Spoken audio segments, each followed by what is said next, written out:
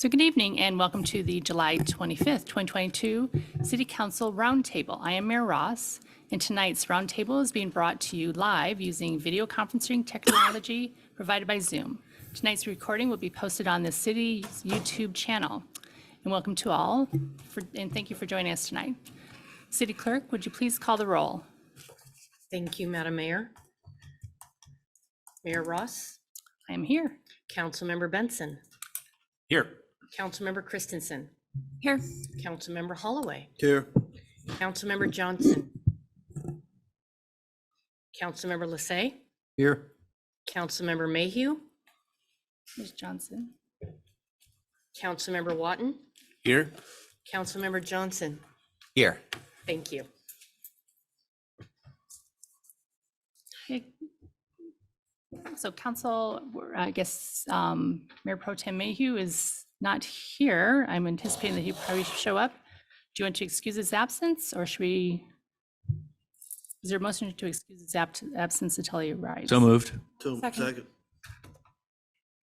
It has moved, and He's here he walking up is. the stairs. Yes.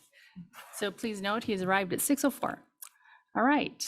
Hey, my motion means that he can't participate. That was a. I was going to propose. It is tar a and null. feather and- It is a void motion now because he has arrived. All right, I will withdraw my motion. All right, thank you. So moving on, as members must seek recognition from the chair before speaking. Be sure to raise your hand, and in an effort to ensure that everyone has an opportunity to speak, we will also be using round robin method. So we now go to the first item of special business, which is to approve the agenda. Council, may I have a motion to approve the roundtable agenda? So moved. Is there any second? Second. Is moved by Councilmember Holloway, second by Councilmember Christensen. Any discussion? Seeing none, all those that approve, say aye. Aye. Any opposed, nay. Motion passes unanimously and round table agenda is approved. So the first item for discussion this evening is Agenda Bill 22-098, Mill Site Plan, Commercial Industrial Plan, Quasi Judicial Land Matter Use Matter.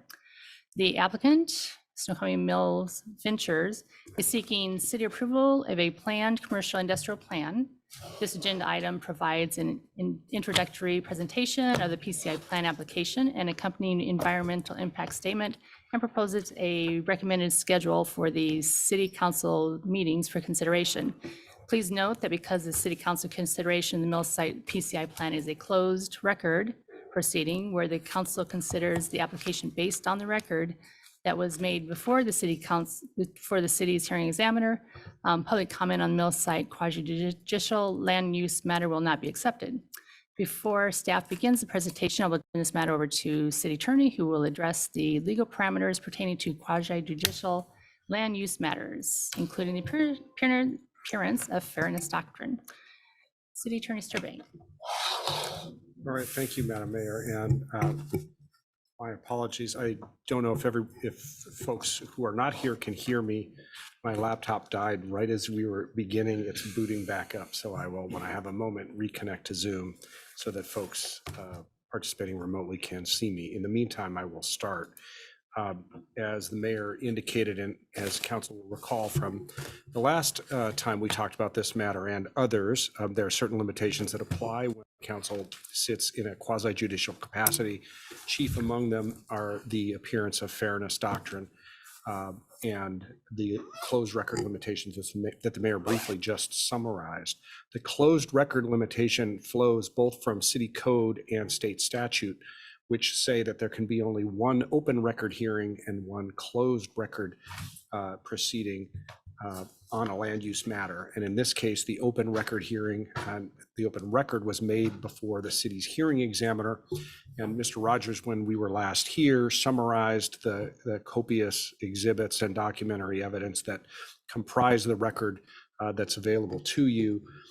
Some primary excerpts in the form of the examiner's decision, the staff report, and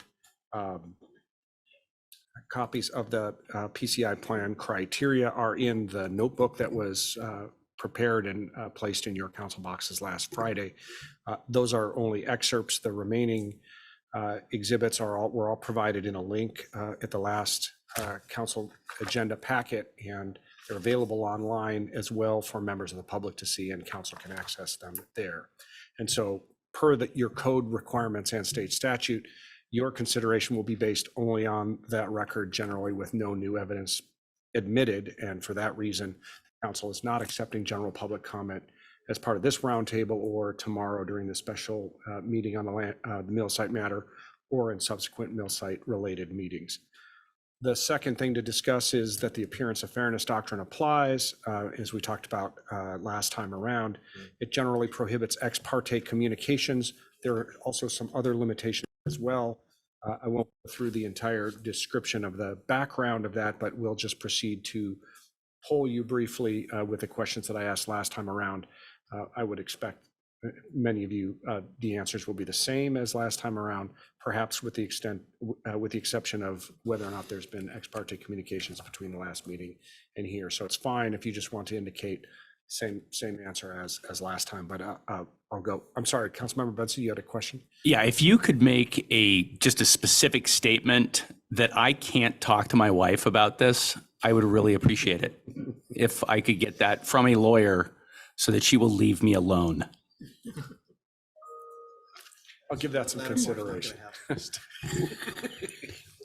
All right, first question. So do any of you have any financial or ownership interest in the mill site property? Councilmember Benson? No. Councilmember Watton? No. Councilmember Holloway? No. Mayor Pro Tem Mayhew? No. Councilmember Lissay? No. Councilmember Christensen? Nope. Councilmember Johnson? No. All right, thank you. Do any of you have any connection to the applicant, Snoqualmie Mill Ventures LLC, or its representatives, or to any party opposed to the proposed action?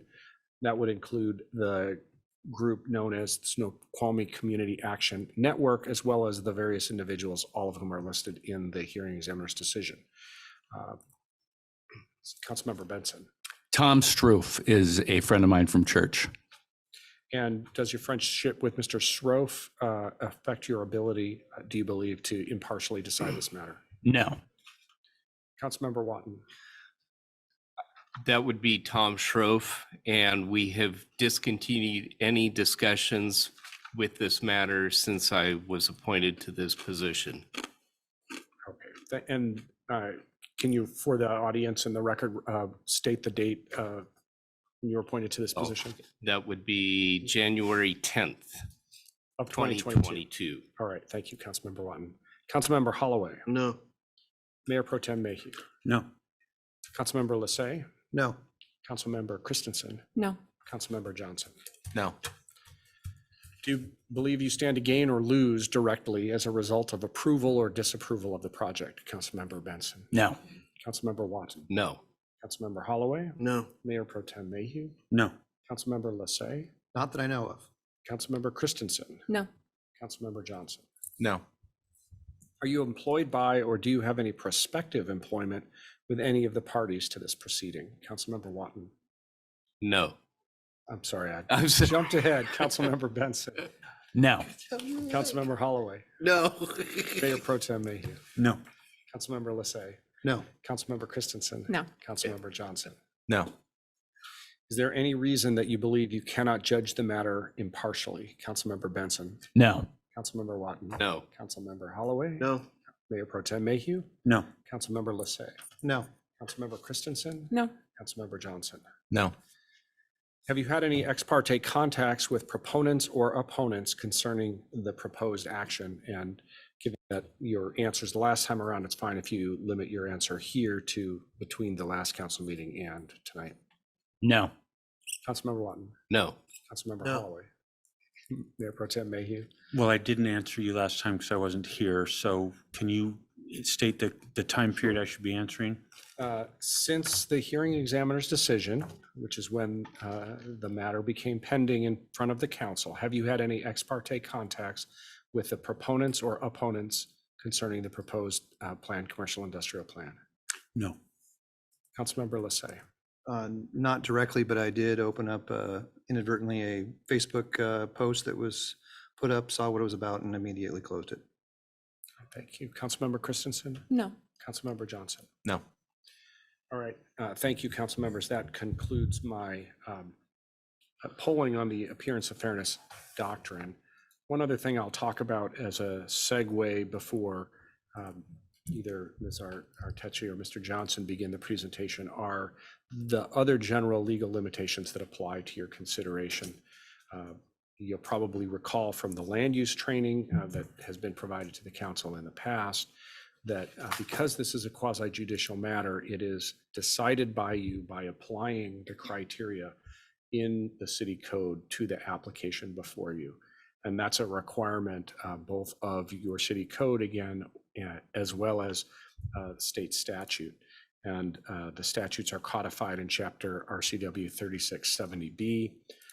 And they require, along with the Growth Management Act, require the city to have adopted what are referred to in GMA parlance as development regulations. In the old days, we referred to it as the zoning code, but it includes those criteria that are in chapter 17 of the Snoqualmie Municipal Code, and particularly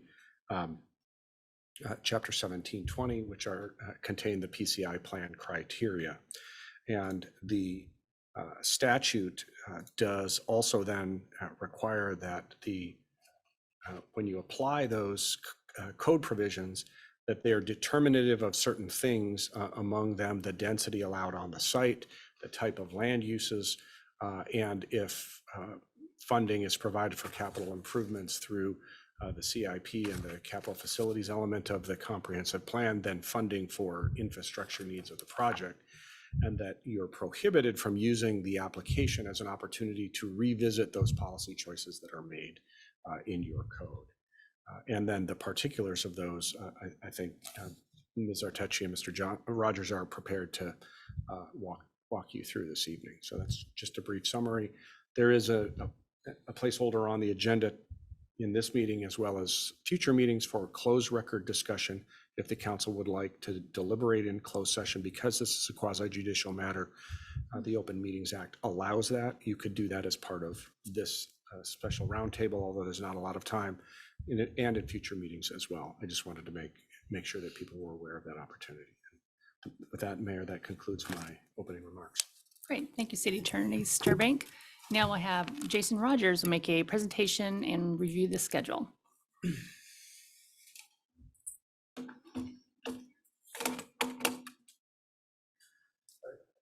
they have? Oh, all right. Good evening, Council. I'm Jason Rogers, Senior Planner with the city's Community Development Department. And tonight we'll continue discussion of the Snoqualmie Mill Planned Commercial Industrial Plan. Next slide, please. So to give you a brief overview of the agenda for tonight, we will work you through a brief overview of the site, and then talk about an overview of the existing documents, some of which you have in front of you, talk about the schedule for review of all the criteria applicable to planned commercial industrial plans. I think the city attorney has mostly covered council expectations and some of the legal requirements here, but we'll see if there's anything else to add. Then we'll walk through the applicable criteria here. And tonight we're really going to be focusing on the PCI plan criteria in the code and subsections A through H of that. Hopefully we'll get through all this tonight, but we certainly have a number of meetings scheduled going forward for this. So next slide, please. So what you see on the screen here is an aerial photo. This is from 2014, and it's out of the development application. This shows an outline in white of the Snoqualmie Mill site itself. As you can see, the size of this property. And then planning area 1 is that portion outlined in yellow there.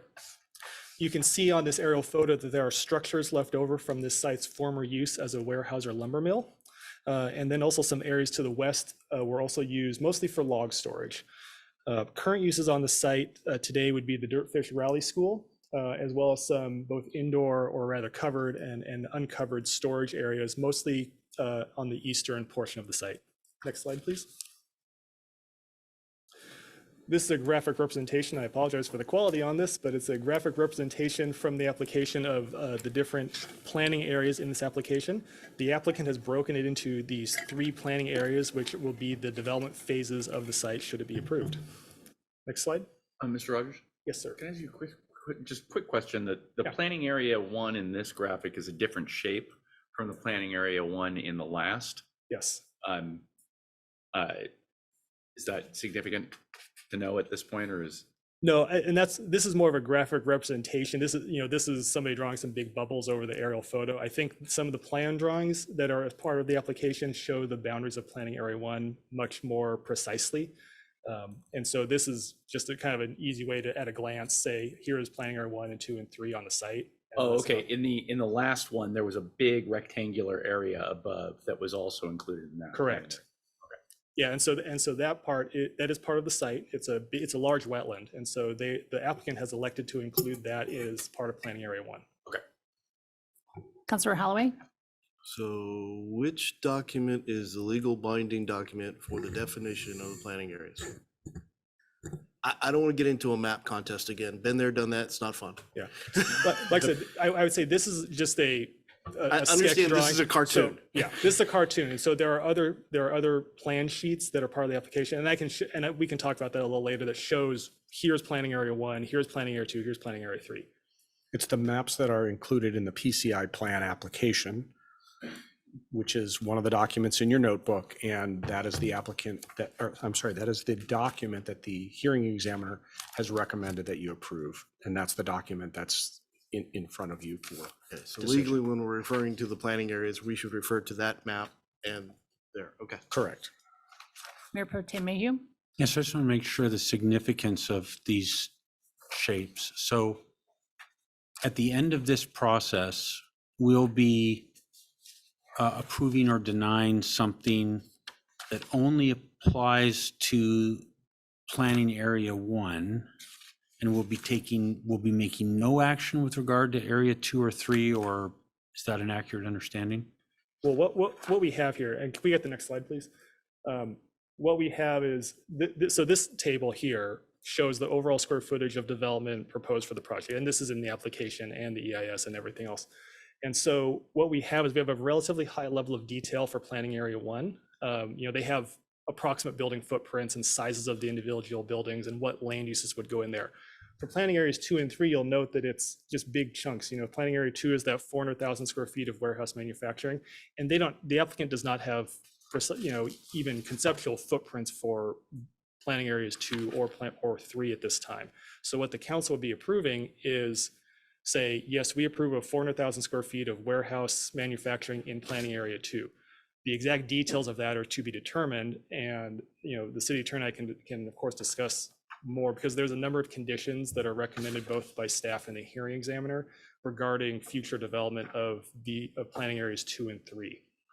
All right, so to make sure I understand this, we'll be approving those defined areas of 1, 2, and 3, and we'll be approving with respect to 2 and 3, the information that's on this chart, and with respect to 1, much more than just what's on this chart.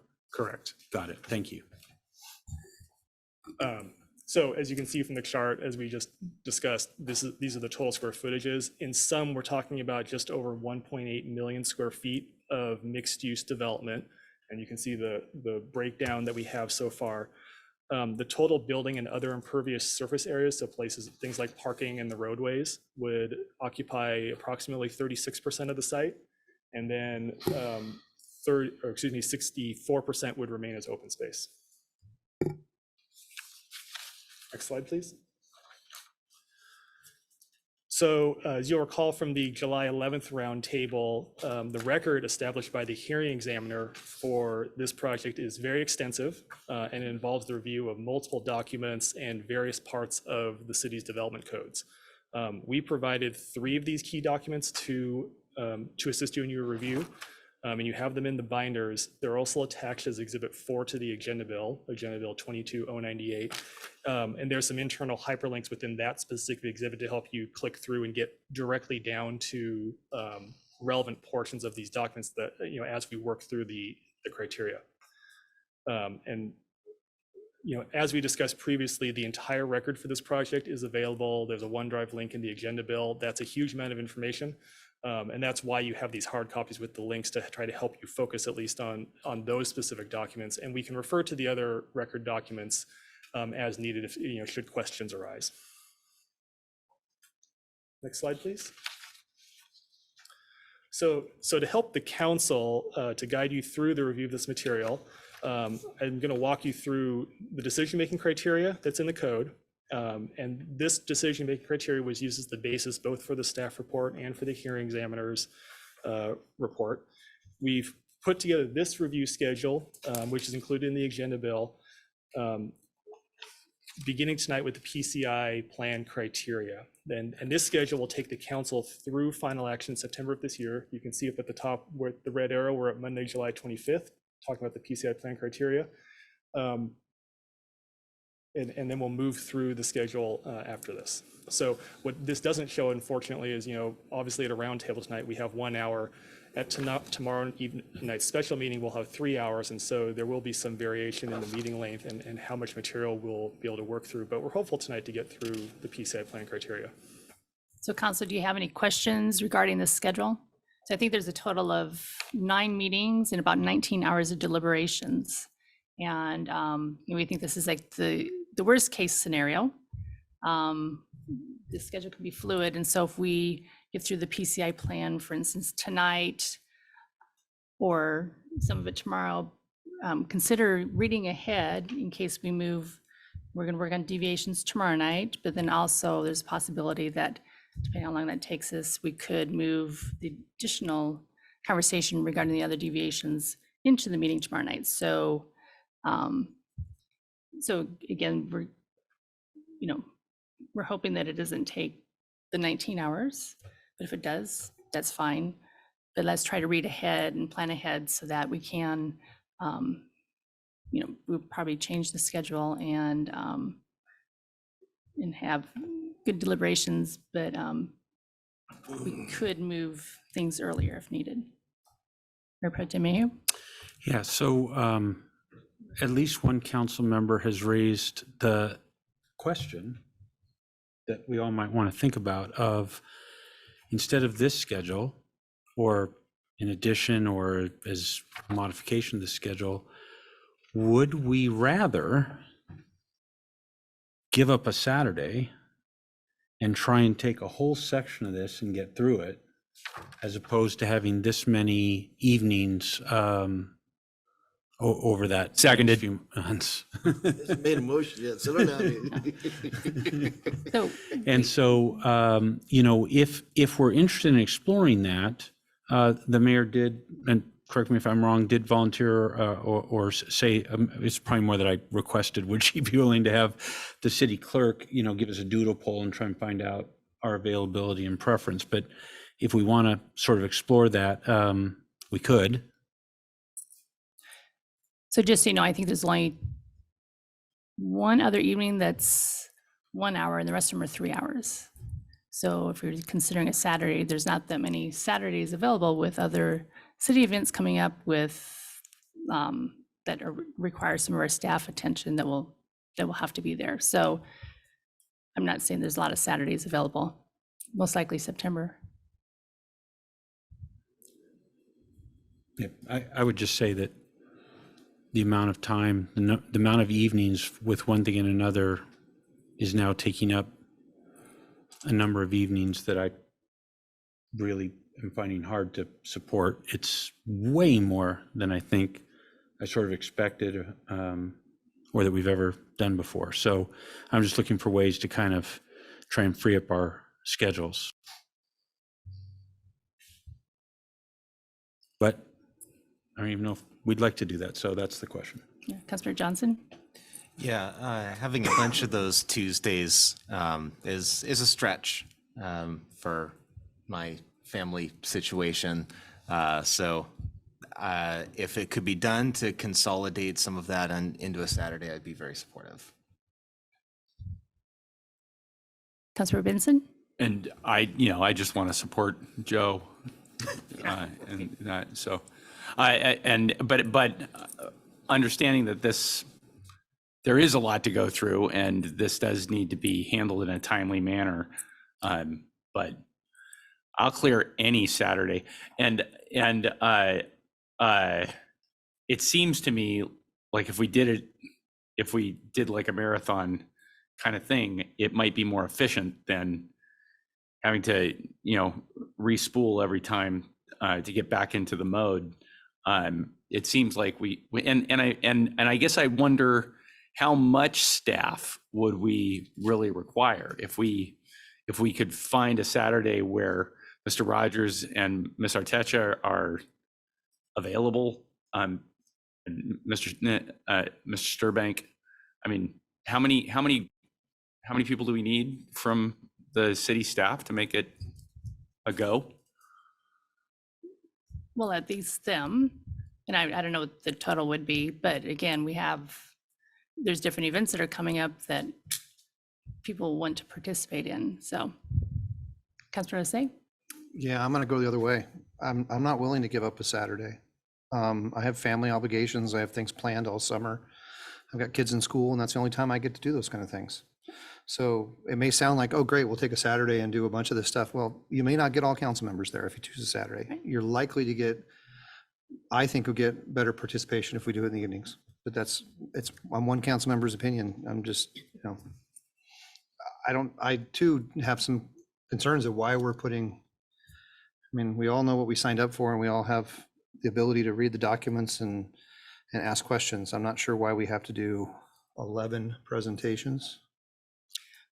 So, Like I said, we can move them up, depends how long our deliberations take. So it's very conservative schedule. So I understand that, Mayor, but this isn't deliberations, this is presentations. This is information you're providing to council. This is not deliberations by council. what's a schedule of deliberations? So tomorrow we would finish the PCI plan conversation, and then we would start talking about deviations. So there will be a high-level presentation regarding that, but then there'll be council deliberations. Okay. Councilor Christensen? I think that just with the sheer number of documents and the fact that the information is relatively dense, that it may actually be more helpful to have it broken up into section, especially to the extent that we are going to be having like a brief high-level presentation from staff, and then we can go through, we can decide that piece and then move on. That way we're not just kind of circling back or focusing on one thing. This helps us, I feel like, better focus our time on the individual pieces so that once we get to the end, we're done. Because I do worry about running around in circles and coming back and hitting the same points and relitigating the issues before getting to a conclusion.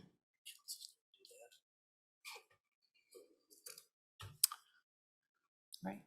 Councilor Mayor Pro Tem Mayhew. Yeah, no, I think previous council member and the mayor make a point that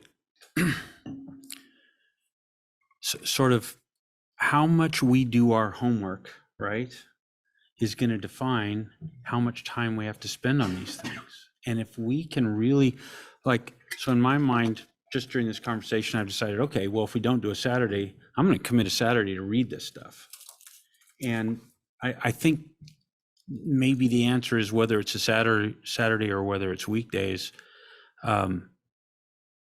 Maybe we can find a way to do this a whole lot faster if we can do our homework, come with our questions, send our questions in advance, in fact. And, it's the first time through it for a bunch of us. It's only the second time through it for me. But let's just tackle this beast and try and get through it faster. Otherwise, that's what we're facing. Mm-hmm. And, there is spool up time. So it's really honestly up to us. The only thing I'd say is, and maybe mayor, staff, or you could comment on this, is if we do our homework, do we have to be sort of paced by these presentations, or can we just move on into the next section? Right. I guess I wasn't making the point very well, but yes, absolutely. So that's why I'm saying read ahead, so that tomorrow when we talk about deviations, we could pull in the August 8th deviations into tomorrow night's meeting as well. So read all that section. And then, And if I could just say, the last thing I'd say on this is the method that Mr. Rogers has proposed to use, which is a big spreadsheet in which he takes down all our questions and issues, and then he matches them up with you know, where that matches into the document, and then he gives us the responses. So if we want more information, he'll provide us whatever's in the record relevant to that. But I found that last time through to be really useful in focusing my attention on what remaining questions there were and just getting through that to where I was, you know, decided in my mind and ready to vote, whether it's each of the items or then in total. So I think if the sooner we get all that stuff to Mr. Rogers, the sooner he gets stuff in there, the sooner we can do that. And that's honestly what I found to be, once we had that full, like, then it was just getting through that and getting decisions. So that's, I think the big challenge is doing our part to fill that thing out with our questions and issues, which we do by simply sending them to Mr. Rogers, and then he magically gets them into that spreadsheet. So it's not hard for us. We just got to frame our questions. Yeah. Right. So I'm not going to make a motion to do the Saturday, but if anyone wants to, then we could vote. Otherwise, we just, I guess, go with what we've got there, right, Mayor? Correct. Well, I already seconded a non-motion. Do we need to vote on that? No motion was made. I withdraw my second. All right, thank you. Jason? All right, all right. Next slide, please. So this was just briefly coming back to the legal expectations. I don't know if the city attorney has anything additional to add. Covered that. Okay, perfect. We can move on. Next slide. So tonight, we're going to focus on this first part. As I kind of alluded to before, the PCI plan, the Planned Commercial Industrial Plan decision criteria, has several subparts. So you have, we're going to start tonight with the approval criteria that's directly applicable in the code. So this is SMC 17.20.050, subsections A through H. There are additional subsections and some additional code provisions that also apply, and we're going to get to those, as you saw from the schedule, in future meetings. Next slide, please. So I'd like to start here with the purpose of the Planned Commercial Industrial Zone, and this is probably one of the more exciting of all the city zones we have in Snoqualmie, because it uses words like imaginative and well-designed to describe it. So these PCI plans are for master plan commercial industrial development, and they have to contain, or rather they can contain what the code calls compatible and complementary uses. So this means that the land uses aren't necessarily limited to just those standard run-of-the-mill commercial and industrial land uses. We can also have a nice mix in here. Other key components are optimizing the efficiency of land and also providing for public uses. Here on this slide, I'd also like to highlight, you see at the bottom of the slide there, there are references including to, in this case, the municipal codes. You can see exactly where this is in the code. There's a reference to relevant portions of the hearing examiner's decision. So in this case, finding 74 on page 34, conclusion 15 on page 60, a staff report conclusion, and then where in the application. I'll admit only the slide has the page number references, unfortunately, but the documents you have in front of you also have those page references, so you can start working through and finding those. Next slide, please. Oops. I'll do myself. So these next three criteria are relatively straightforward. So subsection B here requires a minimum 2-acre parcel size for PCI plans. And also an approved PCI plan is required before further development can occur. Subsection C would require that parcels smaller than 2 acres have a different set of allowed uses in them. And then subsection D requires coordination of planned commercial industrial and planned residential plans should there be land zone planned residential. That's not the case here, so that's why that provision doesn't apply. Since this site is 261 acres, it's quite large. It more than exceeds the lot size requirement in B and C, and so you can see why we're saying these are relatively straightforward here.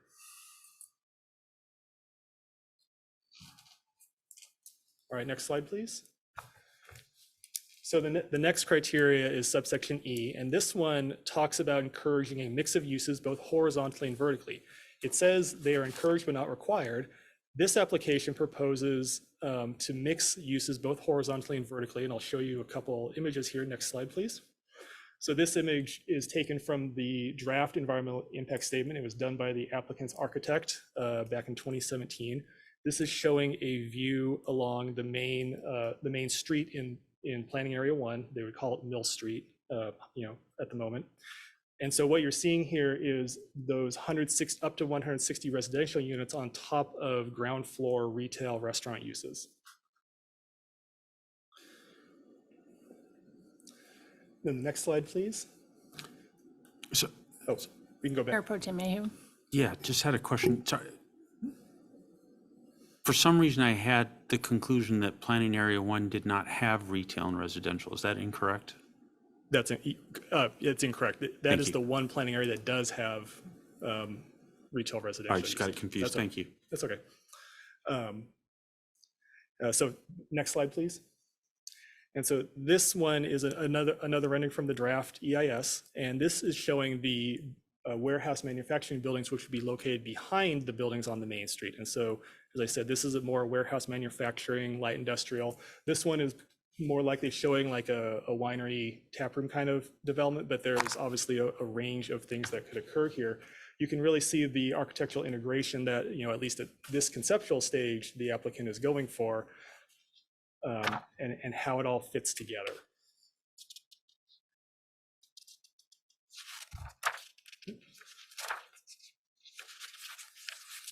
Councilor Christensen. Thanks. So most of the documentation that we have in front of us focuses on using the light industrial manufacturing for the production of wine and potentially also breweries, it sounds like, as well. But what other examples of things might be being created down here? Like what other types of materials? I know that they focus on like small artisan things, but that's not necessarily what we're going to end up with. Right. The potential uses would be, ultimately somewhat similar to what is in the Snoqualmie Ridge Business Park. And so, we have, for example, Motion Water Sports is one. We have Persona, the vitamin nutrition company. So I would say uses along those lines are what could potentially come in to those areas.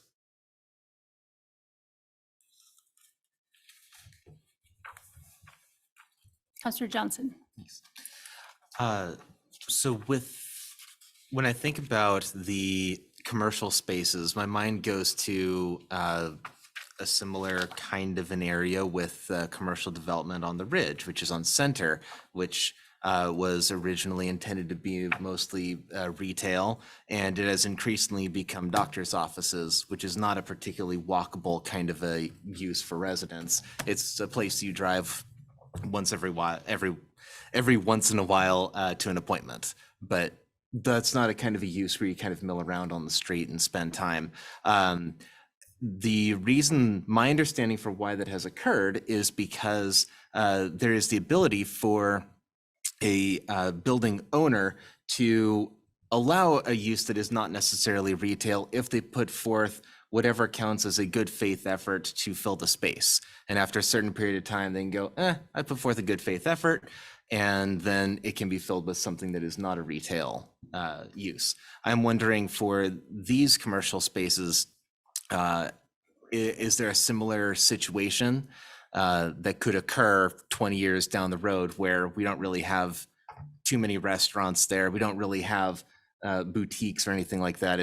It's mostly lawyers, doctors' offices, that sort of thing. Hair salons. Yeah. So the answer to that is it depends. Specific to what happens on Center Boulevard is there is, as you note, Councilmember Johnson, a specific built-in development standards that apply to the retail development on Center Boulevard. It references a section of the city code that allows the community development director to say, yes, you've made a good faith effort. That's of course appealable to the city council, but that's because it's written into the development standards. It's the council's prerogative to write a condition to say we're not going to do that, or we are going to do that. Whatever the will of the council ends up being on a point such as that. So you could certainly say no, we want ground floor retail. Period. End of story. And that's the end of it. Somebody would have to come back to the council then to ask that to be changed. Should you do that?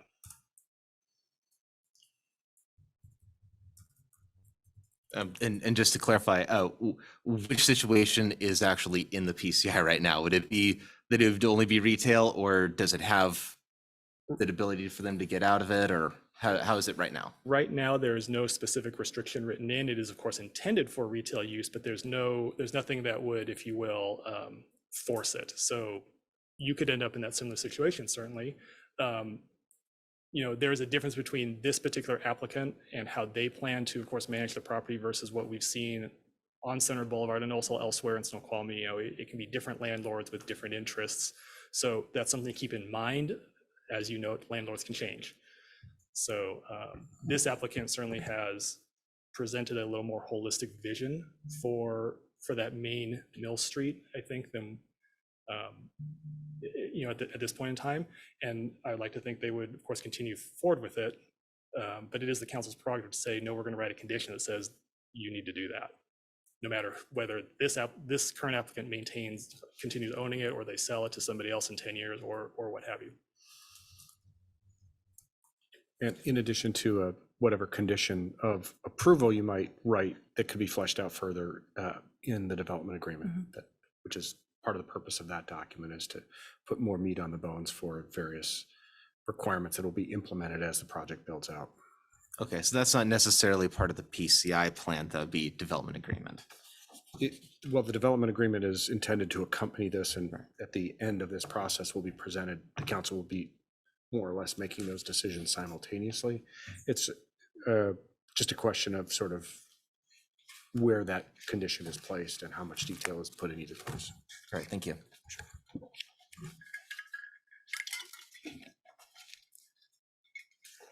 All right, move on to the next slide. So the next criteria here is subsection F, and it specifies that all the properties in the proposal must be in single ownership, or a joint application needs to be made. This site consists of 8 total tax parcels, totaling, as I said, 261 acres, and all these parcels are owned by the applicant, Snoqualmie Mill Ventures. So this criteria is, again, relatively straightforward here. Next slide. So subsection G here discusses minimum open space. Criteria G requires a minimum of 35% open space throughout the entire project. You'll recall that earlier when we were looking at that blue table, we discussed the amount of development that would occur, and as a whole, the entire project would have 64% of the land area be open space. The individual planning areas, of course, vary a little bit. So planning area 1 has the most open space at approximately 68%. The other 2 planning areas have a little bit less, more in the lower 60s. Part of the reason that planning area 1 has so much open space as a percentage is because, as Councilmember Holloway noted, there's that big wetland area off to the north, which is included in planning area 1. It's a very large, very high quality wetland, which of course be completely preserved. And next slide here, I think we'll show this. So here we go. So you can see here does this work? Oh, it does work. So you can see more specifically, here's the boundary for planning area 1, this black line, which I know is hard to see on this screen. It comes up here, encompasses all this down like that. So that's planning area 1. So this large wetland is what I'm referring to. And then there's some other, wetland areas and stormwater areas down here. And then there, in addition, not shown in green here, but there's some park area which would be built in here for the residents who live there, the people who are coming and patronizing the businesses to enjoy, some green space, and not just a tree-lined street. The other planning areas, you can see planning area 2 in the northeastern section has a lot of open space on the northern part here, and a little bit more here. So planning area 2 is somewhat rectangular in shape along there. Then planning area 3 is the remainder of the site, and there's a significant amount of open space here, roughly between planning areas 1 and 3, to provide the amount of open space required in that planning area. Mayor Pro Tem Mayhew. Yeah, so I just want to make sure I understand this. Are there this open space, is there an open space percentage or otherwise expressed requirement for this development in the city code or whatever, or state that we're required to comply with? as I said, there's a minimum 35% that the city's code states. There's not specifically another one that would come from anywhere else in state law or federal law or anything like that. A lot of it comes down to, and this will be a more extensive discussion later, admittedly, it comes down to some of the critical areas that are on the site, the wetlands and streams, for example, and what and how those buffers end up working out. But 35% is the code requirement here. The applicant's obviously proposing close to double that overall. My understanding, I don't know if this is correct at all, so hopefully I'm batting, I think 0 for 2 so far tonight, which is great because that means I'm learning. So that's fantastic. My understanding is that in Ridge 1, in particular Ridge 2 development, that the percentage of open space was a big part of the planning for that, and that in large was a large contributor to why we have the community parks that we have, why we have the particular, tree-lined streets. You just the flavor and character of those neighborhoods, to my understanding, had a lot to do with that 35% requirement. So my question is, if that large rectangular wetland area was not included in planning area 1, would it still meet the 35%? I don't have the answer, but we can certainly run the calculation for you. Well, or are we limited to what's in the record? I would say the site plans are of course in the record. We can certainly draw boxes around things, and because they're to scale. So Great. I wouldn't necessarily suggest that's not. I mean, the drawings are in the record. So Okay, super. Thank you. Councillor Lissay? Yeah, I was going to ask on a similar line of questioning, because it certainly would seem quite easy to put, to declare all that wetland as open space when it's really not even buildable. It's buffer and or unbuildable area. So I have some concerns about what open space actually will occur where the streets and the buildings and the occupants will be. And so I guess my question will be, as we go through this, I'd like to see more about what sort of open space actually occurs in the buildable area, because I have fears that it's very little.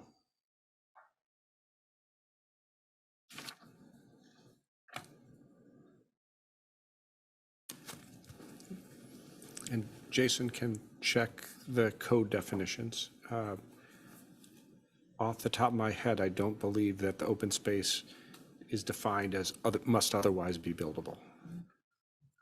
And some of the Ridge documents are in the record, we could look to also how that was applied, if that's helpful as an analogy. And I'm not questioning the definition per se. I'm questioning the rationale behind providing a developed area that is sensitive to the environment, yet is all parking lot and paving. Yet but is declared as having 60+% open space because you can't build on it anyway. I guess I'd like to know more about what sort of open space percentage is actually occurring in this area that the occupants will use and can access. So I boil it down to that's really the question is what sort of open space is in the areas that are occupied by people, buildings, structures. Councillor Benson? Yeah, it's a legal question because I agree.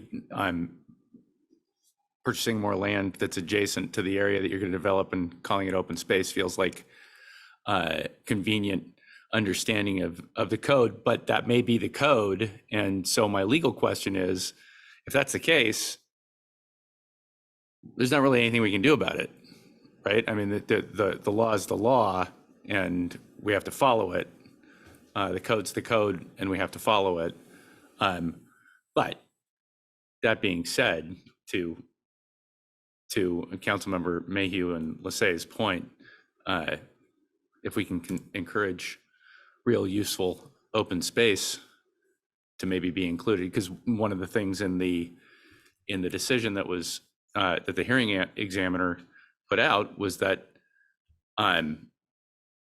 there's a lot of leeway given to the developer on planning areas 2 and 3 because there are a lot of unforeseen things that can come up, and it's unreasonable to ask them at this stage to have planning areas 2 and 3 completely figured out.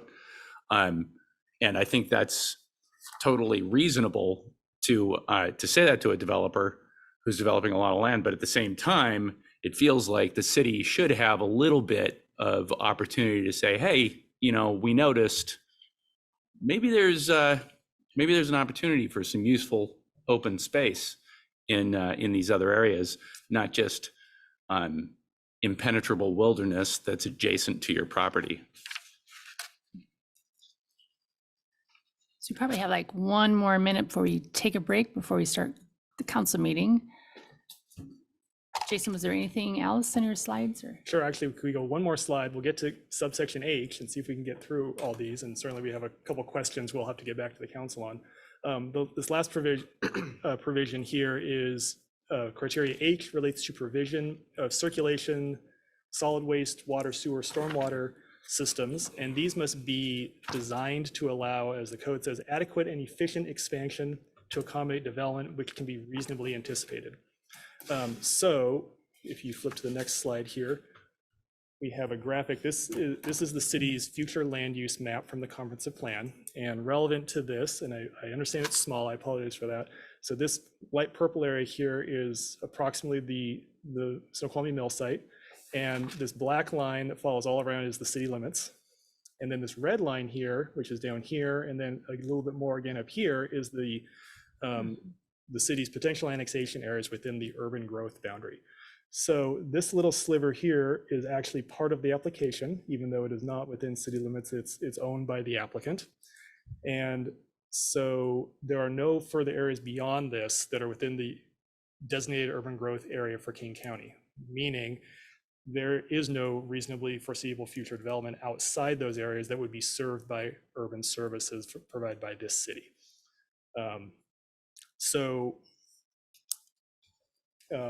You know, to change that would require going through a whole different process with the county council and everything else. This project, next slide, please, has, and this is just one example. This is the water and sewer conceptual plan sheet that's in the application. It's WS1. And you can see here they have in blue these various water mains. There's water looping going on here to serve not just planning area 1 over on the west side, but also planning area 2 here in the north and planning area 3 here in the middle and south.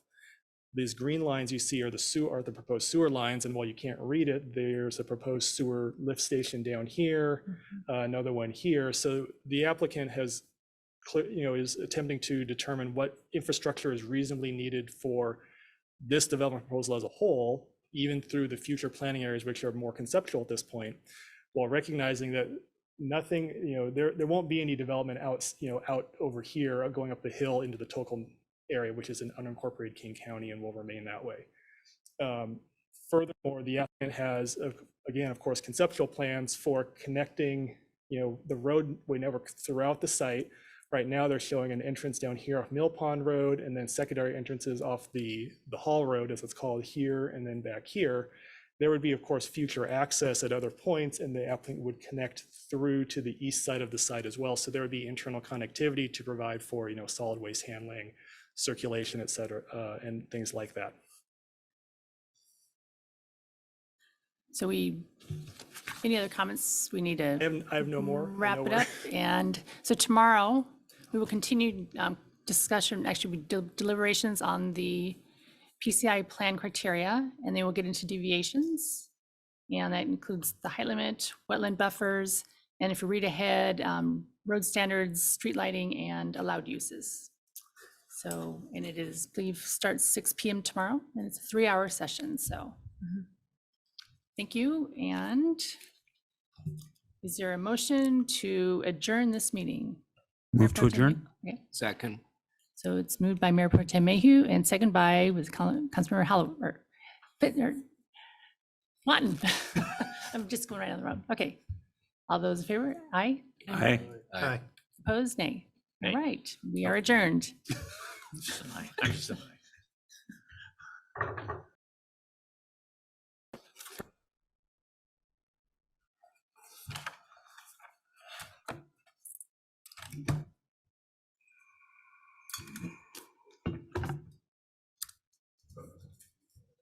All right. Okay. Okay. Council, oh, there we go. So council, this brings us to our regular meeting of the city council. Let the record show that all council is present, which is the first time we've all been in person. Sometimes some of you have been hybrid, so it's an honor to have all of you here tonight. Council, please stand and join me in saying the Pledge of Allegiance. Councilmember May, or Lissay, would you please lead the pledge? I pledge allegiance to the flag of the United States of America and to the republic for which it stands, one nation under God, indivisible, with liberty and justice for all. All right. So we now move to our first item of regular business, which is to approve the agenda. Council may I have a motion to approve the agenda. So moved. Second. So it's moved by Mayor Pro Tem Mayhew and second by Councilmember Watton. Is there any discussion?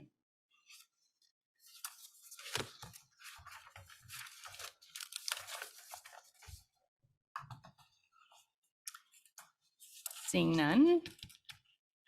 All those in favor of approving the agenda, say aye. Aye. Any opposed, nay? Motion passes unanimously and the agenda is approved. So the next item of business this evening is appointment of Graham Ross to position number 5 on the Civil Service Commission. Mr. Ross is retired and has lived in Snoqualmie for approximately 11 years. He also has 4 different households of family members that live in Snoqualmie, including his 4 grandsons. Prior to moving to Snoqualmie, he was a Medina council member for 6 years and was involved in hiring 2 police chiefs. Welcome, Mr. Ross, and thank you for agreeing to serve.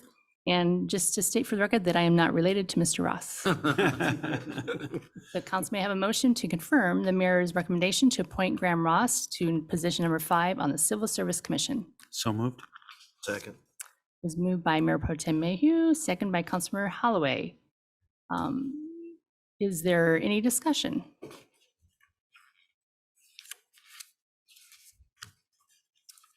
Seeing none, all those to approve, say aye. Aye. Those opposed, nay.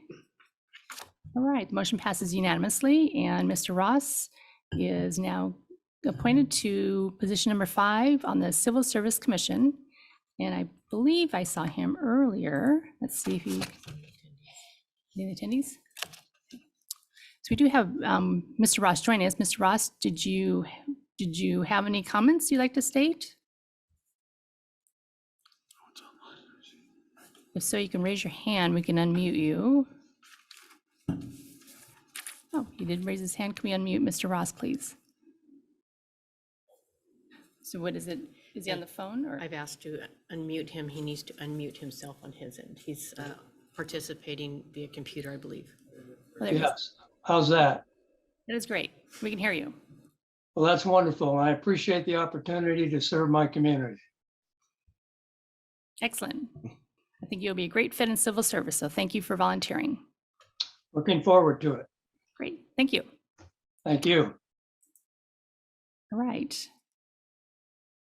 So the next item is appointment of Emily Anderson to position number 1 on the Parks and Events Commission. Ms. Anderson has lived in Snoqualmie for almost 5 years. She and her husband have 2 young children and a golden retriever called Rufus. They enjoy spending time in the Snoqualmie parks, biking the trails, and enjoying local events. So welcome, Emily, and thank you for your willingness to serve. Council may have a motion to confirm the mayor's recommendation to appoint Emily Anderson to position number 1 on the Parks and Events Commission. So moved. Second. It was moved by Mayor Pro Tem Mayhew and second by Councilmember Holloway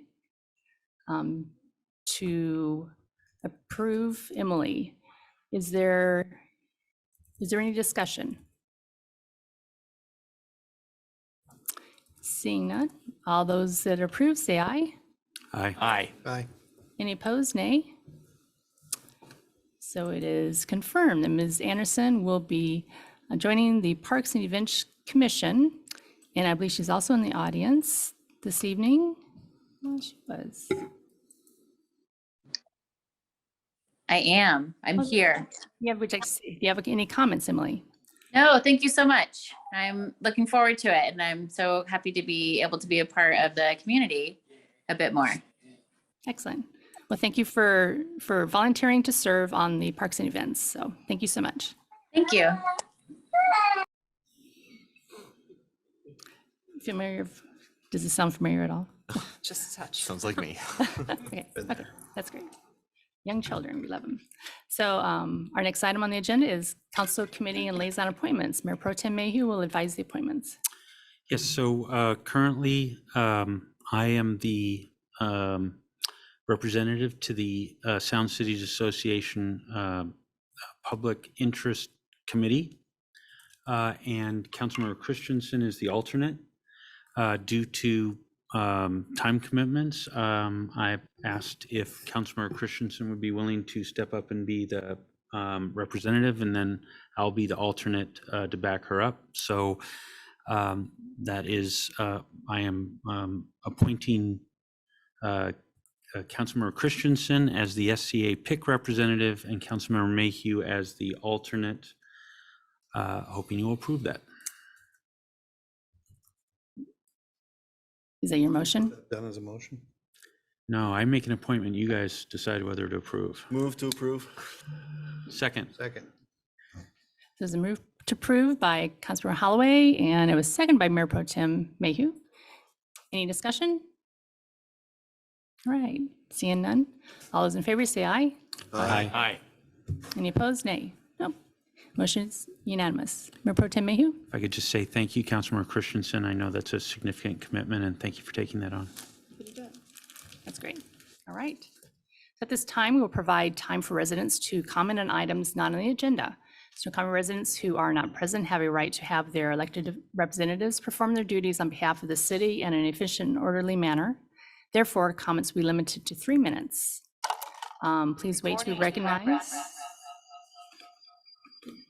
I hear an echo. Please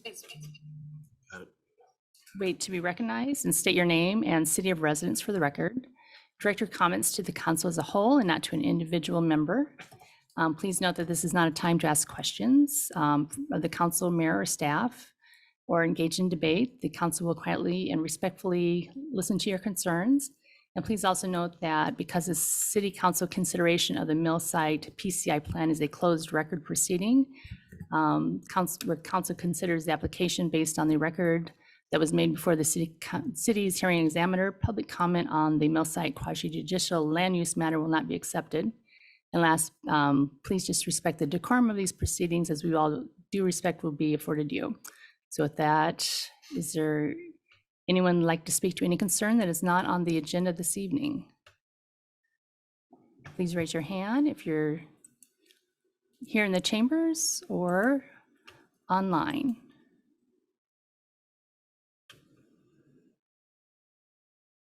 All right. I'm not seeing anyone online raising their hands, nor in the chambers. Okay, so we will now move on to the consent agenda, which contains approval of July 11th, 2022 City Council Roundtable and regular meeting minutes, and approval of the claims report dated July 19th, 2022. Is there a motion to approve the consent agenda? So moved. It was so moved by Councilmember Johnson and seconded by Mayor Pro Tem Mayhew. Is there any public comment on this item? Please understand that the comments must be related to the topics on the agenda, and the time will be 2 minutes. Is there any, let's see if there's anyone raising their hands in attendees. I'm not seeing anyone, nor in the council chambers. Okay, councilors, any discussion? Seeing none, all those approved, say aye. Aye. Aye. Any opposed, nay? So motion passes unanimously and the consent agenda is approved.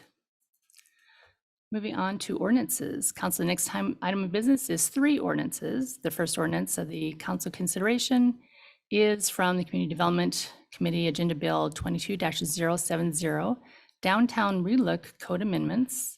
This is a first reading on the ordinance number 1262, adopting changes to the historic downtown standards with the Snoqualmie Municipal Code. And adoption is scheduled for August 8th, council committee or council meeting. Councilor Johnson, will you please read the summary? Is that just the, sorry, first time doing this here, is that just the introduction? Yes. Okay. The downtown Relook code amendments are the Planning Commission's recommendation for code changes that reflect the Community Development Committee direction from September 7th, 2021. The recommendations focus on code changes to historic downtown streetscape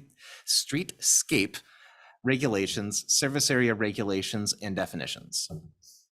And since this is a first reading, do I read an motion or do I wait until the second reading to read the motion? You would wait till the second reading. Okay. Okay. Do So I speak to that? I think we'll do public comment first, and then we'll have you speak to it. Is there any public comment on this item? And please understand this would be only related to Agenda Bill 22-070. And please limit your comments to 2 minutes. Let's see if anyone is raising their hands in the attendees. Not seeing anyone raising their hand nor in the council chambers. Let's move on to deliberations. Councilmember Johnson, you would like to kick it off? Yeah, so I wanted to give you guys a bit of a background on where this came from and what it is. So this process was started years ago by prior mayor and council as a broad relook at improving downtown's look and feel for both tourists and revitalizing some of the economic activity. So this is a very broad thing in its original phase. In 2019, the Planning Commission came up with a list of concepts, broad concepts, which included an outline of everything from zoning changes and land uses to building sizes and frontage, all sorts of stuff. In early 2020, in fact, the very first thing that I did on the Planning Commission was approve that list. But at any rate, in early 2020, the Community Development Committee reviewed the work and broadly approved, but the list was not really an actionable thing as it was. It wasn't an ordinance. It wasn't even in the vein of an ordinance. It was a list of things that we could do. So the Community Development Committee decided at that time to have the Planning Commission focus on some things that could be done in the short term. And to kind of postpone some of those bigger things that would take a lot longer and perhaps be more divisive potentially to the future. But things that could be done more or less, quote unquote, now, as they said back then, we were to work on the Planning Commission. Then immediately COVID hit and the process just ground to a halt. There were staffing issues that have been all throughout that are hopefully beginning to resolve. But that said, at the time, that slowed things down. And also just people were trying to figure out what was going on with this new world that we found ourselves in. So it slowed down quite a bit, unfortunately, because of that. But the Planning Commission was able to deliberate for a long time about a bunch of issues. Some of them ended up in this, some of them did not. I remember one of the first things we talked a long time about was signage. And then we ended up deciding, there are plenty of signs downtown. We don't need more signs. But what we ended up doing was mostly focusing on Falls Avenue, because Snoqualmie Parkway already looks fantastic as it is, but there are other parts of downtown, especially Falls Avenue, that could use a little work. So we borrowed code language to save some time and energy from some other cities like Chelan and Issaquah, and we focused on the street amenities and the frontage codes, and we added to those codes, we amended them, we took things out, and we essentially crafted it so that it made sense for our needs in Snoqualmie. But that way we weren't starting completely from scratch. And then earlier this year, finally, the Planning Commission completed their draft ordinance and forwarded it to the Community Development Committee as a full ordinance. The Community Development Committee then discussed a few things, especially with regard to trash cans and who would be responsible for cleaning them out, and a few other amenities that require maintaining by Parks and Public Works. Those issues were addressed. I can let staff talk more to that as needed. But then finally, CDC, Community Development Committee, forwarded the ordinance to council, which is where we find ourselves now. Many years process. I hope I summarized it well enough. I will make one correction. You said Snoqualmie Parkway, but it should be Railroad Avenue. Railroad Avenue. Thank you very much. Counselor, is there any discussion? Councilor Benson. What will this require of business owners currently on Falls Avenue to do Is this the, what stretch of Falls Avenue are we talking about? Is that defined, or is it the length of Falls Avenue? I'm sorry, I haven't had a chance to read the whole. Counselor Johnson. Yeah, so it does, my understanding is I do believe that it applies to and staff can correct me if I'm wrong, I think that it applies to the downtown historic district, I believe. And I'd be happy to be corrected if I'm wrong on that. Yes. Counselor I'm sorry. Lissay. Thank you, Mayor. Councilmember Johnson's correct. It is the historic downtown district. It is only those areas. Current businesses have nothing to comply with. They exist as is. When future development comes along or a revision that triggers complying with the code, then they would need to do that. I'd also like to point out that I'm very pleased with Councilmember Johnson's efforts on this. He's actually uniquely gone from start to finish. And taking over as the community development director, not community development committee chair. See, I'm messing up too. We're gonna go oh forever tonight. He's done a great job of jumping in and filling that gap. So I'm happy to assist. I'll be on deck for you if you need anything else to fill in. Counselor Johnson.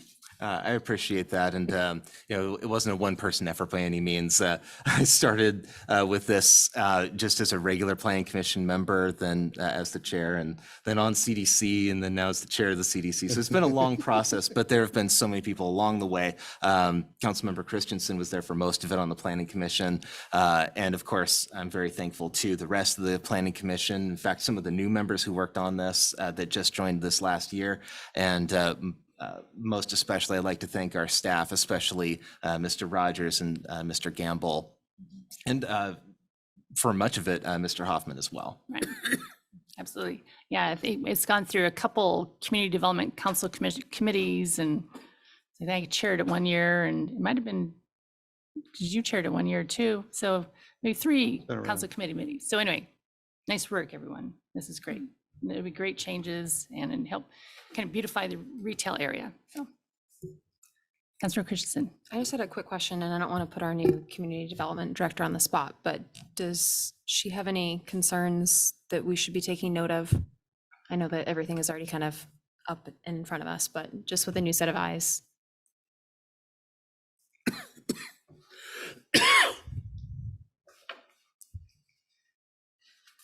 Good evening, council members. So just, is this question just with regards to the Relook code modifications? No, I looked at them. I thought they were great. Okay, Yeah. thank you. I see Dylan Gamble's online as well, if you have any questions for him. Otherwise, nice job, Dylan, as well. All right. So any other comments or discussion? So this will come before council again for adoption during the August 8th council meeting. Right, moving on to the next ordinance, which is ordinance number 1263 from Parks and Public Works Committee, Agenda Bill 22-095, adopting the 2021 King County Surface Water Design Manual. This is the first reading on the ordinance of 1263, and adoption will be scheduled for August 8th council meeting. Councilor Holloway, would you please read the summary? The Snoqualmie Municipal Code adopts by reference the 2016 King County Surface Water Design Manual as one of the primary sources of stormwater management design regulation. This agenda bill provides for an adoption of amendments to the city's surface water and stormwater management code to adopt the current iteration of the King County Surface Water Design Manual and the King County Stormwater Pollution Prevention Manual, and make other appropriate technical and clarifying amendments. All right. Okay, is there any public comment on this item? So public comments must be related to this agenda bill, and limit comments to 2 minutes. So I do not see anyone raising their hand in the council chambers. Let's see if there's anyone online. I do not see anyone raising their hand online. So is there any discussion? No, this is, Councilmember Holloway. Well, and this is housekeeping, keeping us up to date with accounting and everything else. So this is normal business for us. Any other comments? Councilmember Benson? Is there a reason we're rushing into adopting the 2016 plan, or is it, you know?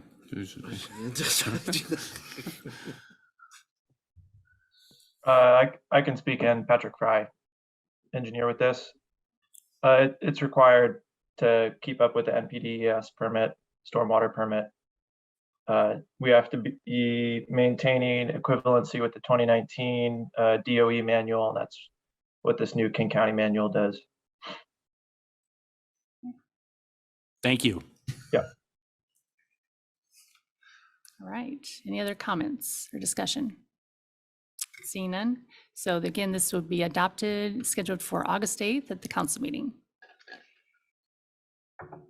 Okay, moving on to the third and final ordinance is first reading and adoption, which is ordinance number 1264 from the legal department, Agenda Bill 22-107, amending Snoqualmie Municipal Code Section 9.82.010, adoption of state law by reference. This is a first reading and ordinance number 1264 with a request to waive the council rules of procedure and adopt. Mayor Pro Tem Mayhew, would you please read the summary and motion? All right, so this agenda bill seeks city council authorization to amend section 9.82-010 of the Snoqualmie Municipal Code, which adoption of state law by reference, to harmonize the section with recent changes to state law relating to civil protection orders. Scroll down.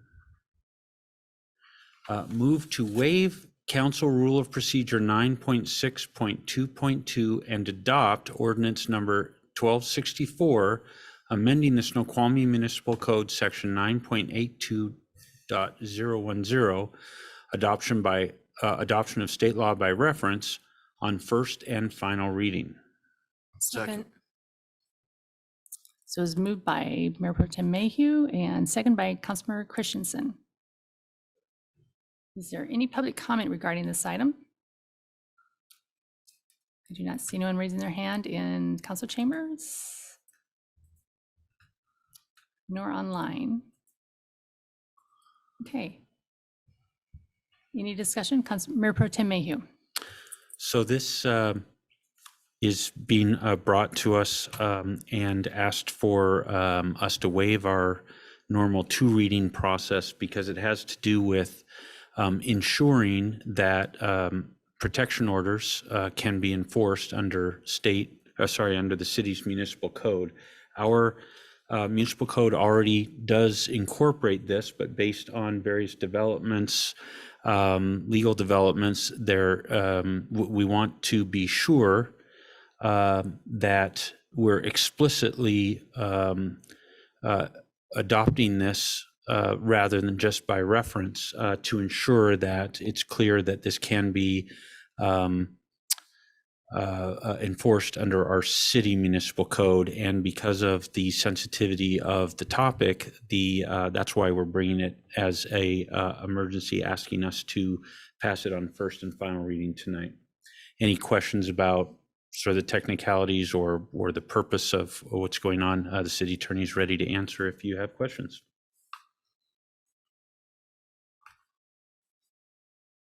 Can you explain this in, oh, I'm sorry. Councilmember Benson. Could you explain this just in layman's terms for Rob? Sure. So under state statute, the city's municipal court only has jurisdiction to original criminal law jurisdiction over laws that or acts that are deemed to be a violation of city ordinance. And so when the state adopts statutes that criminalize certain behavior, those are not a violation of city law, nor are they chargeable in the municipal court unless you, the council, adopt them by reference. This existing code section adopts a long laundry list of such laws, including laws that provide criminal penalties for violation of protection orders.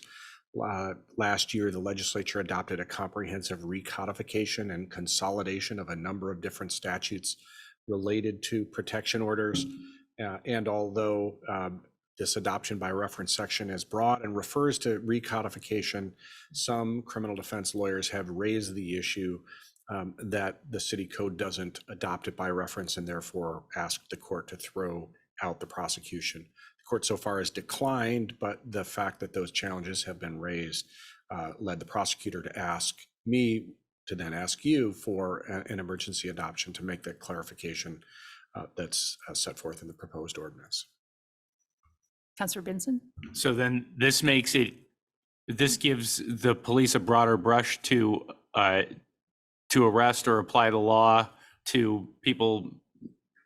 Not a broader brush, the same legal authority that they've had to issue criminal citations if someone violates an existing protection order. It just eliminates the attempt to get it thrown out in court. Correct, by someone arguing that, well, when the legislature recodified it, the Snoqualmie City Council didn't catch up to the legislature. That's the argument, So essentially. this eliminates a technical loophole. Exactly. Okay. Any other comments? All right. Okay. So moving to a vote, all those to approve, say aye. Aye. Any opposed, nay. Motion passes unanimously. So to waive the council rule of procedure 9.6.2.2 and adopt ordinance number 1264. So we are moving on to the committee reports. Are there any reports from Public Safety Committee? There are no updates from public safety since it was a committee of the whole. I think everyone was there. The last one. All right, thank you. Any report for Community Development Committee? No report. Right. Next report is Parks and Public Works Committee, Agenda Bill 22-091, authorization of the Washington State Department of Corrections Class 4 Work Crew Master Agreement. Councilor Holloway, would you please read the summary and motion? The City of Snoqualmie Parks and Public Works Department is requesting consideration of authorizing the Washington State Department of Corrections Class 4 Work Crew Master Agreement to supplement its work crews. The program provides semi-skilled labor for work in a variety of areas. There we go. Move to authorize the mayor to execute the Class 4 work crew contract with the State of Washington Department of Corrections for supplemental assistance with stormwater and trail maintenance. May I have a second? Second. So it's moved by Councilor Holloway and second by Mayor Pro Tem Mayhew to authorize the mayor to execute the Class 4 work crew contract. Is there any public comment? Seeing none in the chambers, I'm going to check online. Seeing no one raising their hand. Okay, is there any discussion? Councilor Holloway. Well, other than this gives for the areas we talked about, it gives the park department a resource to go to at a reasonable rate, as well as allows the inmates in question ability to earn some income. No inmates this is all voluntary on their part as far as participation. Okay, this is not a conscribed chain gang. This is, they volunteer, they come, we have contracts with them. They are supervised by correction officers at all times. And there are some limitations as to the offenses that they are incarcerated for, as to their participation in the program. Okay, not a lot of restrictions, but there are restrictions. Okay, right. I think it's about,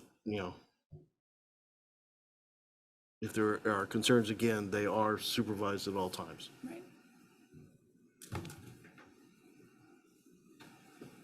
Any other comments? Councilor Benson? When Mike Chambliss was talking about this, he also mentioned that this is actually a reward for the inmates to be able to do this. It's so you can assume that good behavior, I think, is one of the requirements of this. There were a couple of crimes for which the inmate would not be allowed to, those specifically were indecent liberties if committed by forcible compulsion and assault of a child in the second degree. So those were the only two that were not, that aces you out of this opportunity. But Mr. Chambliss did tell us that this was a privilege that not all inmates are allowed. That is correct.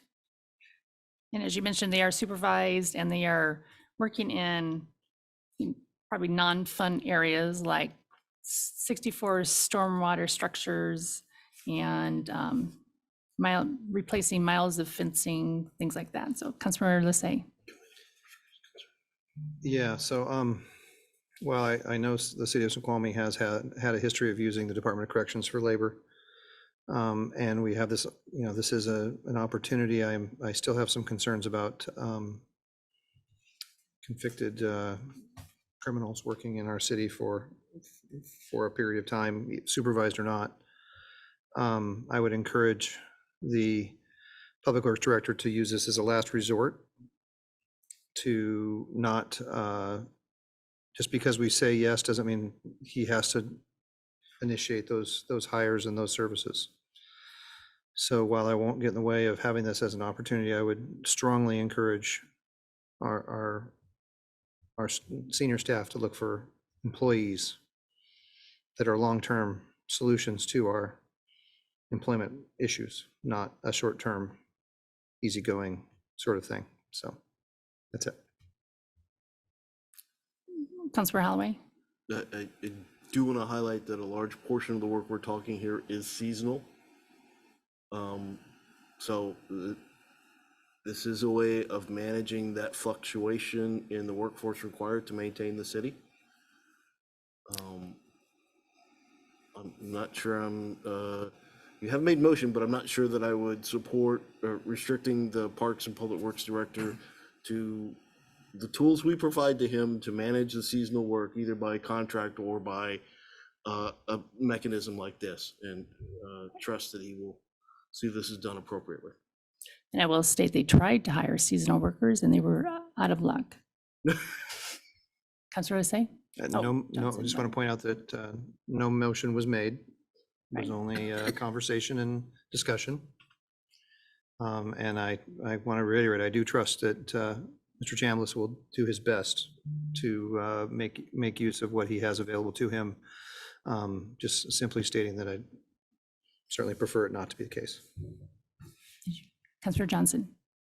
Yeah, I truly put more thought into this than I may have in just about anything else, because I truly have some ethical reservations with the concept. I don't want to get into too many details here because it'd be very easy to start using words that can just escalate conversation that I just don't want to get into.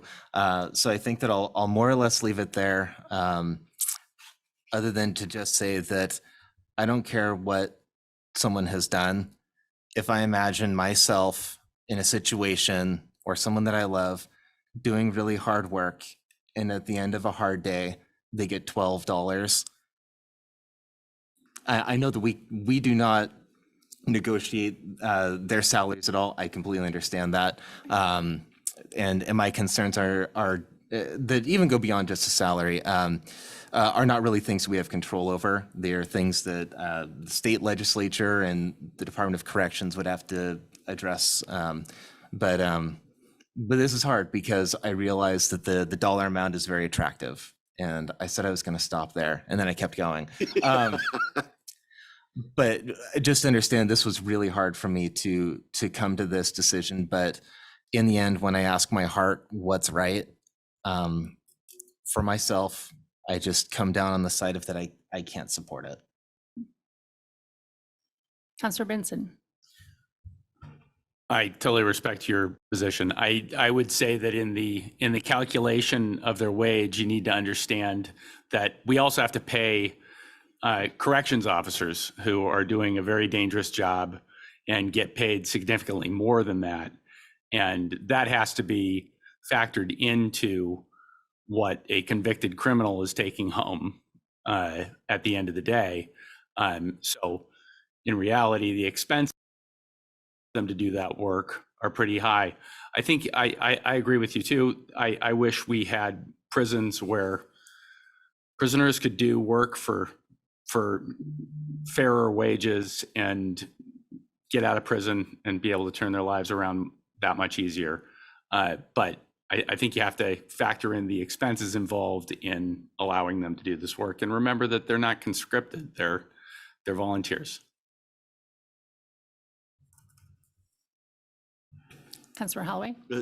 I guess the only caveat is if we were going to go full consideration in that, and I understood you said you didn't want to, we would have to do that in context with other things available to inmates, which is not in any way shown here. I don't know where this is in the hierarchy of income they can get or whatever. This may be a cherry or it may be a pit. I don't know, but that's up to the inmate and the corrections department to deal with. Okay, any other comments?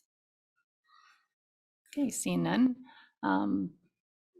All those to approve, say aye. Aye. Aye. Any opposed, nay? No. Okay, motion passes. There were 6 ayes and 1 nay. And it authorizes the mayor to execute the Class 4 work crew contract with Washington State Department of Corrections for supplemental assistance with stormwater and trail maintenance. Second report for Parks and Public Works is Agenda Bill 22-101, Riverview Park Playground Replacement Project.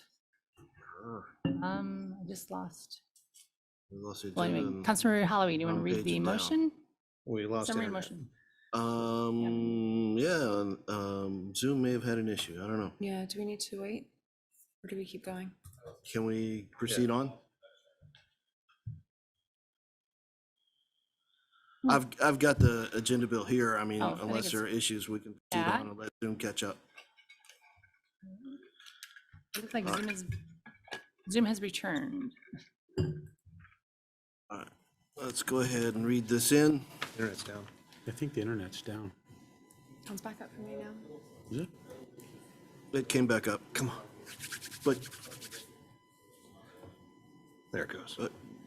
Oh, so it says no internet. point of order, I'm not sure Zoom is a requirement for us continuing. Well, it's an open meeting and we do have Meeting, attendees. and we're not responsible for the internet. Right? So it does say it's connected now. It's connected now, so. All right, I'll proceed to read the summary and motion. This agenda bill seeks to award All Place Systems LLC for the construction of Riverview Park Playground Replacement Project and authorize a purchase order contract through King County Directors Association. This playground replacement project will replace the existing play structure with a new train-themed play structure and swing set as shown in Exhibit 2.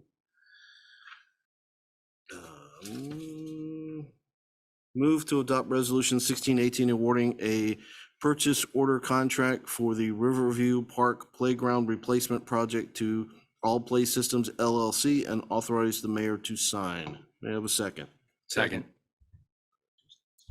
It's moved by Councilmember Holloway and second by Councilmember Benson to award the purchase order contract for the Riverview Park Playground Replacement Project to All Play Systems. Is there any public comment regarding this item? We'll look online.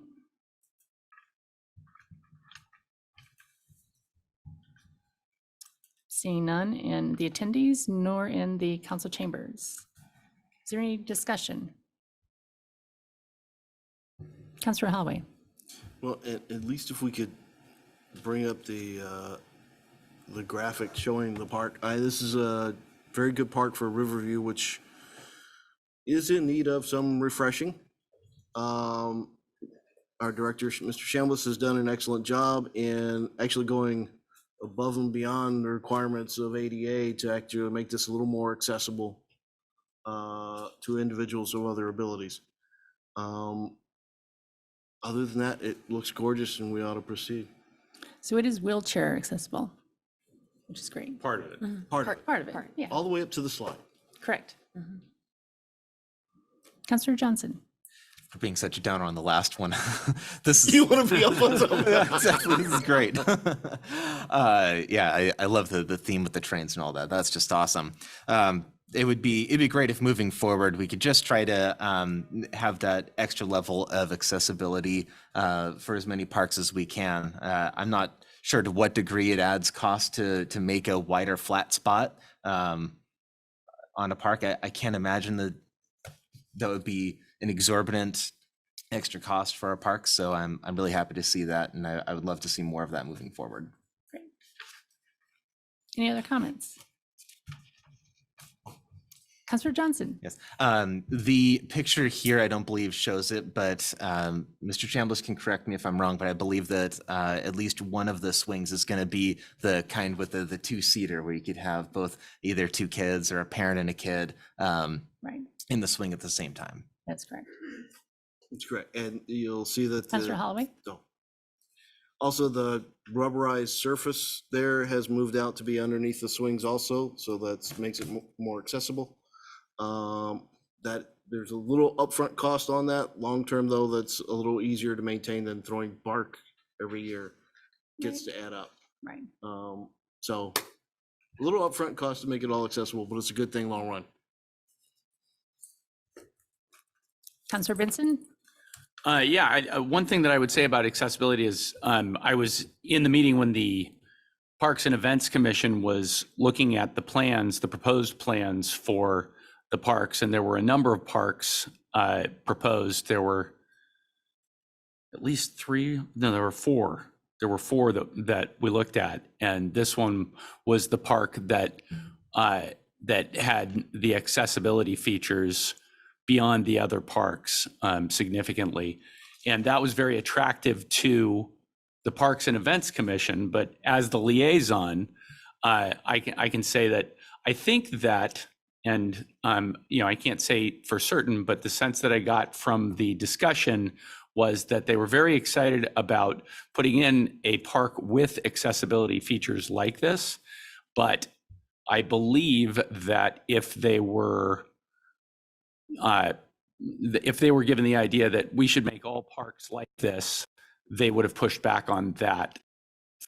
Because there are, in the other parks that the commission was looking at, there were features that were really fantastic features, not accessible to everyone, but accessible to most. And so I think that your point is an important one, and I think that it's one that we should explore for future parks. But I think that there is something to be said for diversity in the way the parks are built. Any other comments or discussion? Seeing none. Let's go to vote. All those approved, say aye. Aye. Any opposed, nay? Motion passes unanimously to adopt resolution number 1618, awarding purchase order contract for Riverview Park Playground Replacement Project. And I will state, I was recently in a meeting with Richard Anderson from Northwest Railway, and he was really excited about the theme of this playground, so. All right, moving on, next committee report is from Finance and Administration Committee. Agenda Bill 22-106, Community Development Staffing Plan, Mid-Budget Revision. Councilor Mayor Pro Tem Mayhew, would you please read the summary and motion? The purpose of this agenda bill and subsequent council action is to enhance employee retention by developing a promotional opportunity and a career path for a current employee in the Community Development Department.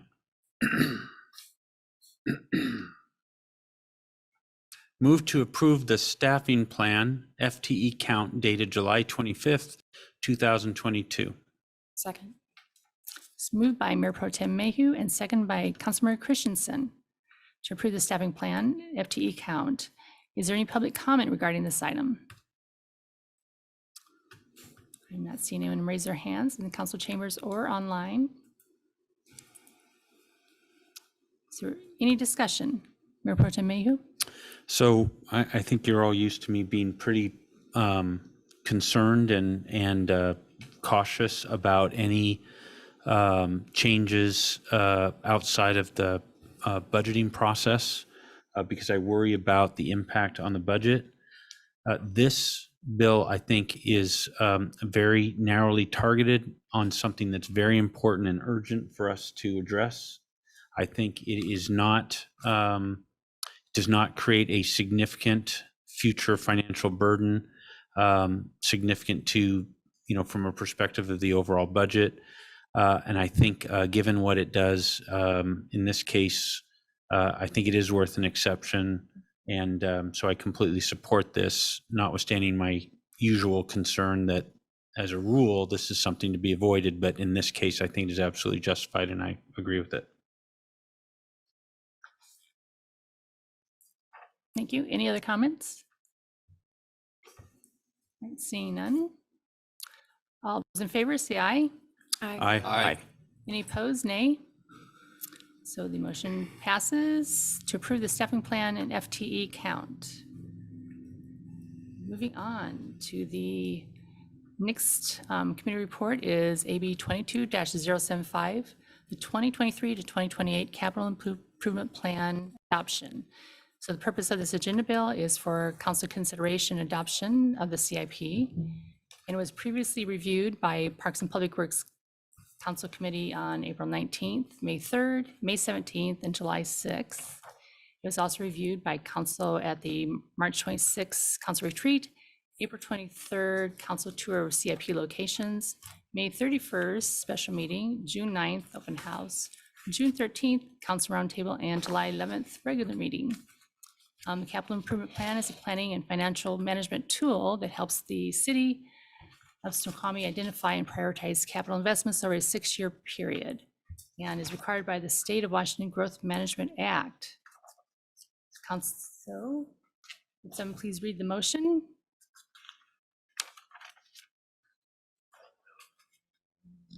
Put the motion up there, please.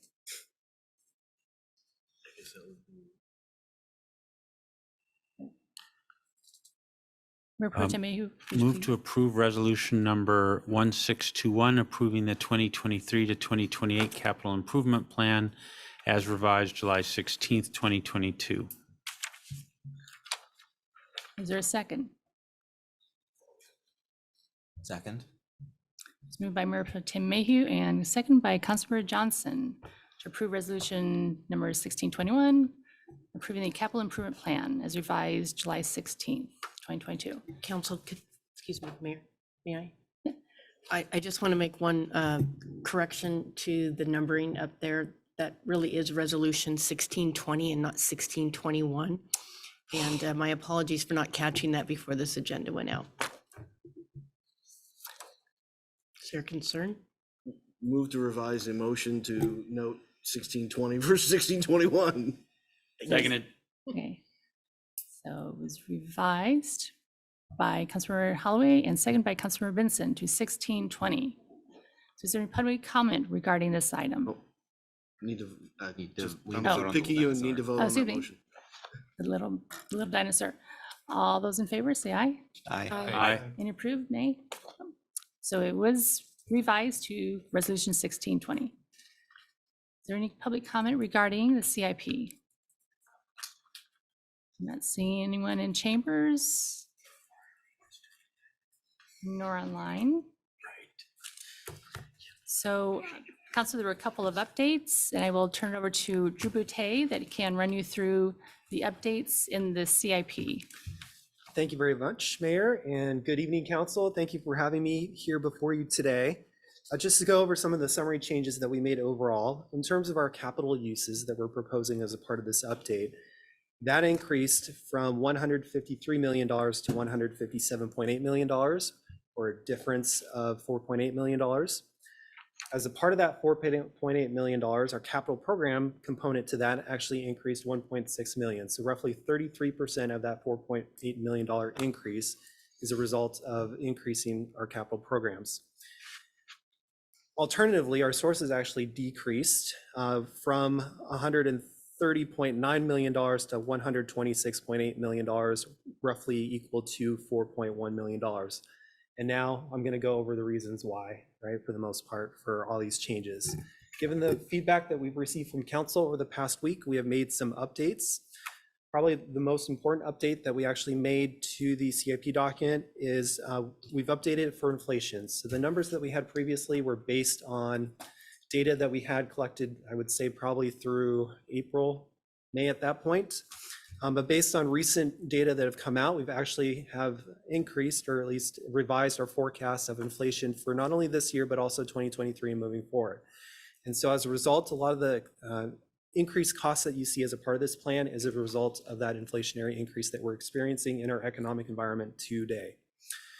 Table 3, or actually not table on page 3 is where you're going to find our inflation rates for the most part regarding that. What I want to add to the conversation as well is not everything was updated or inflated. And the reason for that is because we've been dealing with some stakeholders on certain projects. And so in essence, we want to make sure that we protect the sanctity of those negotiations and how that plays out for the most part. And so we want to make sure that the city of Snoqualmie remains firm with its number until we receive, similar assurances, I guess, from other jurisdictions that they're participating with us, that they would also inflate their numbers as well.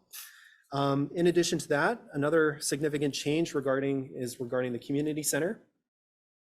The community center, component to that community center was the spray park. We had broken that out from the community center. And so that spray park you will now find on page 45. In addition to that, as a part of the community center, the administration had proposed a bond. We have taken that bond out and have converted that into something that we call grants, appropriations, or other sources.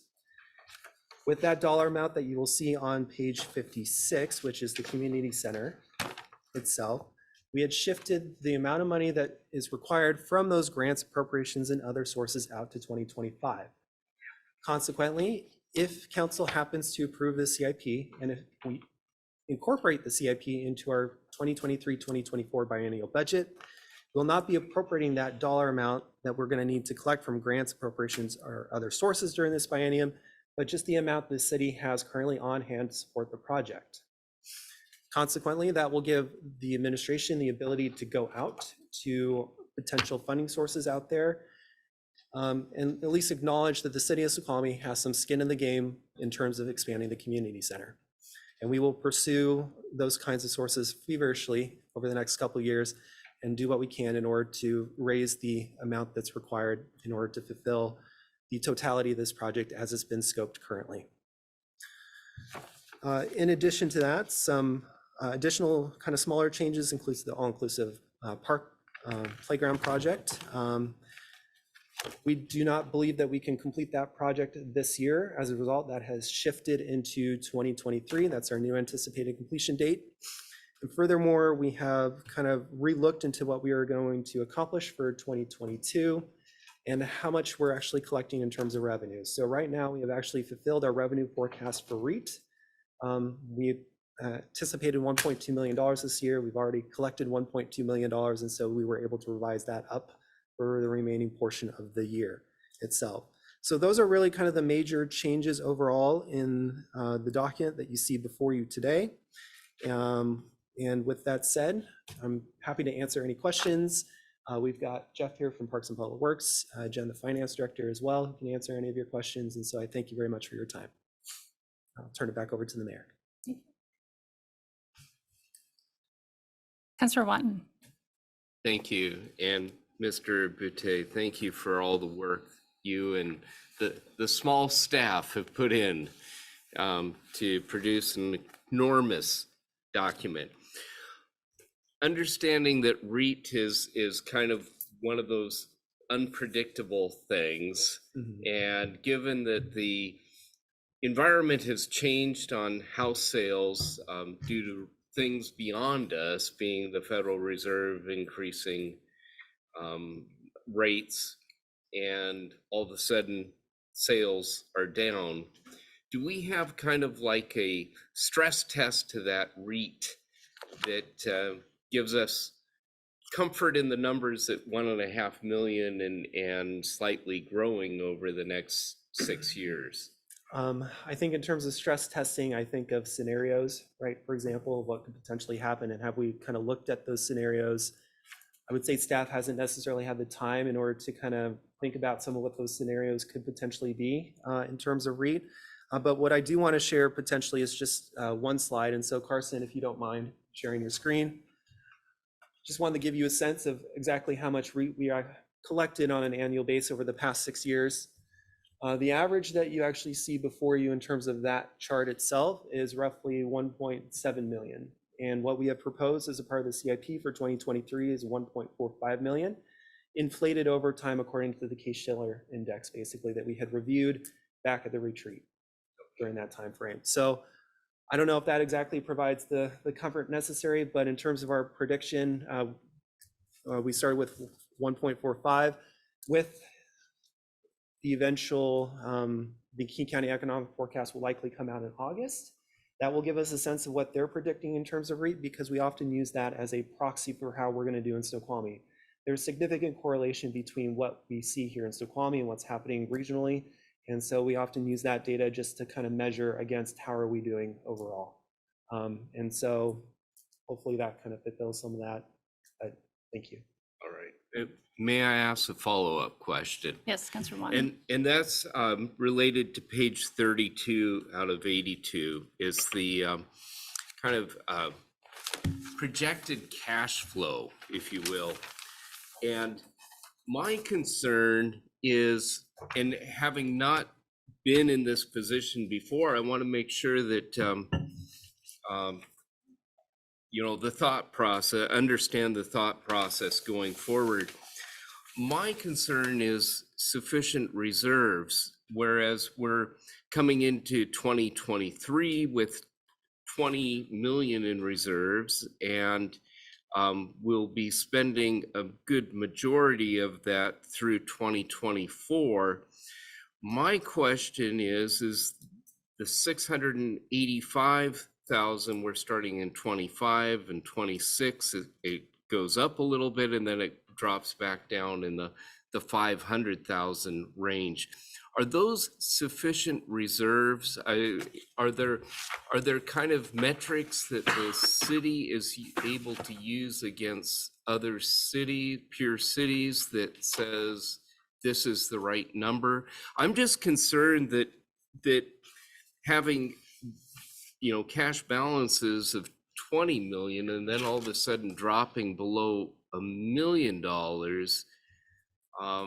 it makes me a little bit nervous. And to me, my first glance at this is maybe there are projects that are somewhere in the range of, I don't know, a fire truck, $1.5 million, that may be deferred out and give me a little bit greater sense of relief, or maybe I'm overreacting. No, so I think that's a kind of a fantastic question that you asked there. To start off, I think you discussed a little bit, is that sufficient? I think we're working through the financial management policy with the F&A committee right now in order to figure out what are those appropriate reserve levels overall, right, for this city. And as a part of that, I think the F&A committee has requested that we do some risk management analysis behind that as well. That is a question ultimately, I think, for council to kind of determine. We've gone through a process, I would say, of prioritizing. I think your comment on, say, the fire truck is an appropriate one to make. And if council happens to think that some projects are higher priority over others in terms of what you see on this list, then we will make accommodation for that from what you see here. To the extent staff is working diligently to make sure that we remain within costs that we've proposed here, but then also as a component to these projects, you have to remember that there is contingency built into that. The goal ultimately is not to use that contingency. And so consequently, if we happen not to use that contingency, you will see that fund balance actually increase or remain stable over time, or for the most part. And so hopefully that provides some assurances, but I'd like to turn it over to the chair if she wants to ask anyone else to speak. So So what was the reserve that you included then? It was between 15, 15 and 20%, 20%. but that was in consideration of general governmental and the general fund and all that. So, right? mhm. Mayor Pro Tem Mayhew? Yeah, so this is a concern that is close to my heart. I worry about quite a bit. So the city of Snoqualmie has a number of reserves, none of which are in this fund. Okay, so that's an important thing. So we've made provision for reserves, a whole bunch of them, and I'll just quickly summarize them, but they're not in this fund. So conceptually, that means what's here is available for spending. So from my own point of view, the only concern I have with regard to these funds is as we get close to, I think we point out some of this is under $1 million, maybe in the range of $500,000. That just limits the projects that future councils can decide to do, right? Having said that, this CIP gets updated every 2 years, and so those priorities can change and things can move around. But that's more how I view this. But going back to the reserves question, which I think is the key question, we do have reserves for payment of bonds. So our bonds that are outstanding, we have bond payment reserves. Those are actually required, but fine, we do have them. So that's, if something happens, that allows us to make sure we don't miss a payment on our bonds. But more importantly, in the operating fund, the past councils have funded 3 separate reserves. They add up to several $1 million. It's quite a big amount of money. In fact, the question I would ask is it more than we need? And as you look back over, and so then my point of view is when you ask yourself that question, you think, well, you could sort of think about us compared to another similar city. Then the challenge is finding the similar city. And then the challenge is figuring out, did their council actually think it through well? So there's sort of a whole bunch of questions, right? But what I think the city's going through the process of, which I think is absolutely fantastic, is actually thinking about what reserves do we need? We've had some pretty major events. We've had floods. We had a very significant concern come up with our water supply system that required about $1 million, I think, be spent on pretty much an emergency basis. So you can look at our reserves that we have and say, look, are they adequate for those things that the city might face? And generally speaking, that analysis says we're actually overfunded by, even conservatively, we're probably overfunded by about $2.5 million. And in fact, that $2.5 million is proposed to be moved in out of those funds, those reserves, and moved in here and spent on capital. So I think this is this is an extremely important question, and I think we're dealing with it right now over on the operating fund side, which is where we keep those reserves. But I don't think, therefore, that we need to think about any of these funds as being kept in reserve, but rather just sort of available. And in a way, I sort of think if we're satisfied on reserves, then truthfully, this money we've got kind of built up here is money that our residents have paid in taxes or fees, and we have not yet given them some benefit for. And I'd say, we should be trying to give them the benefit for the taxes they paid. So as a general concept, I'd say, worried about reserves, I don't think you need to worry about it here in this fund.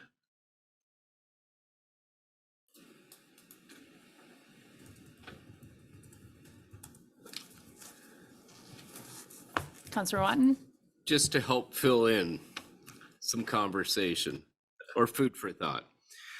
My other concern is, are we spending too much of it up front, whereas we can push something out farther and give us greater flexibility rather than a reactionary position given external forces that we have no control over? And there are a number of them. That's a question for my fellow council members to ponder. Councilor Benson? Or alternatively, if we take care of some of the big things up front, we create kind of a long-term flexibility that, say we use some of those reserves and just buy the ladder truck out. This is just a hypothetical, 1.5 million, and then we're not funding that over the next 20 years. That gives us more flexibility over each of those years. May not be the way the city does it, but it's an alternative. Councillor Johnson. Another thing would be if we did spend more money up front, then our fund balance, which does not grow with inflation, could be spent on things for a little bit cheaper than if we were to wait. Mayor Pro Tem Mayhew.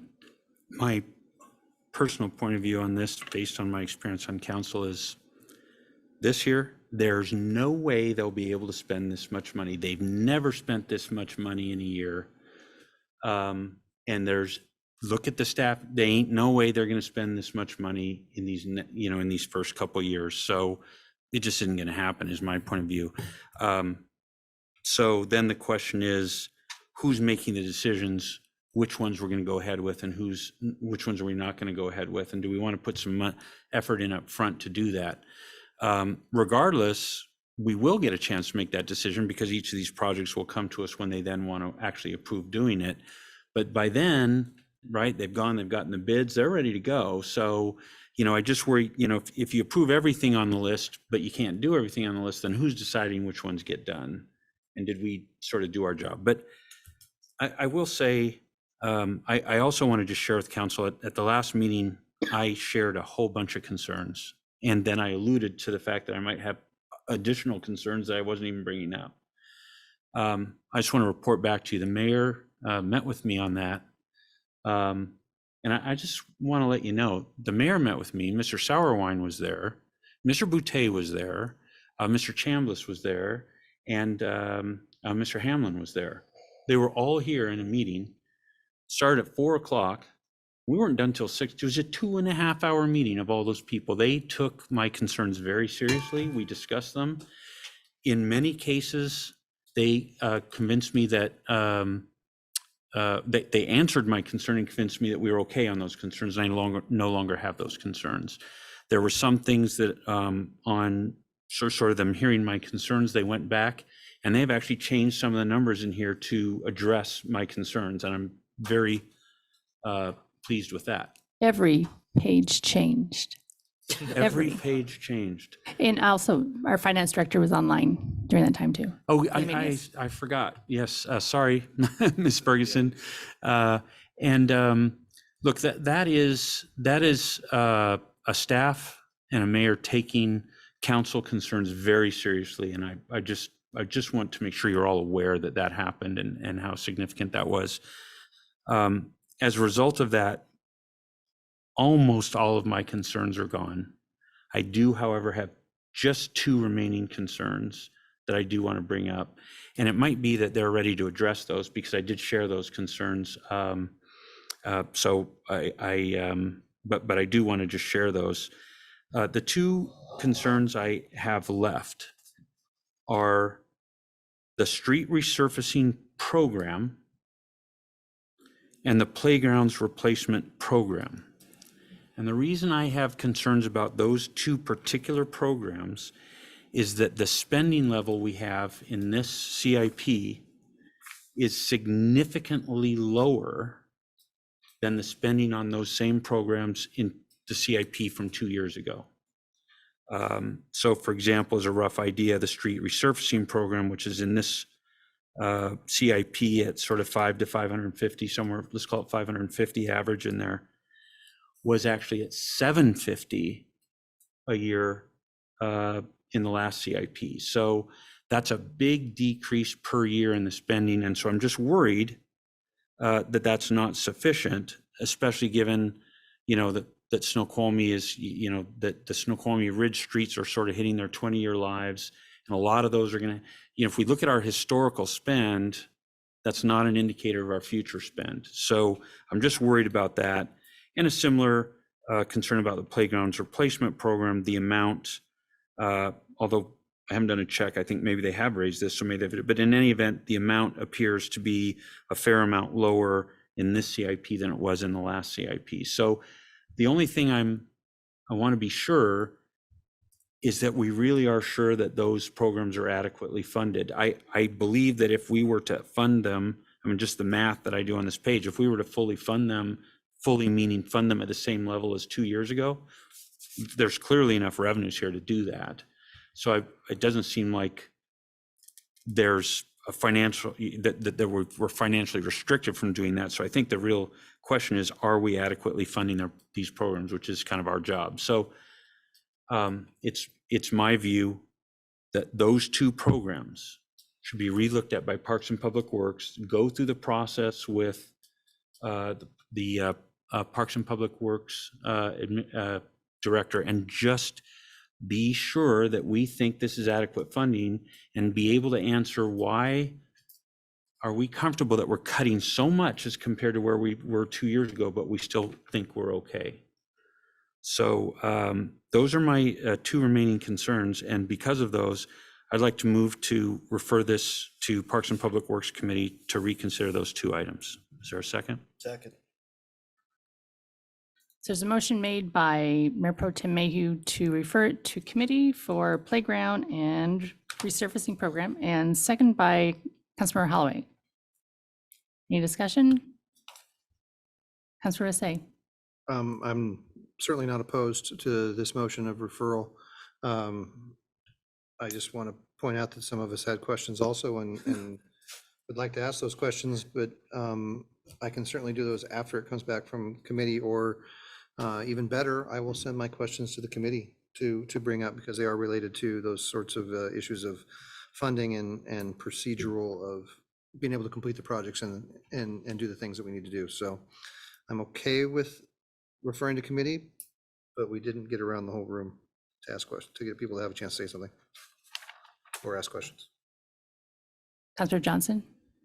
Yeah, I had a couple things I wanted to say too, even though I do support it, the motion. Do we have any more comments regarding playground or roads? Well, we could pull the motion back for now and do it after the discussion. Point of information?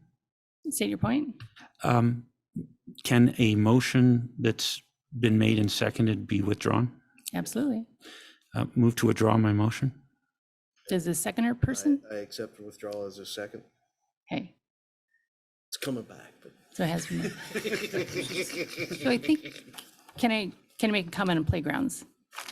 So first of all, I think that it was set up to replace playground replacement every 2 years.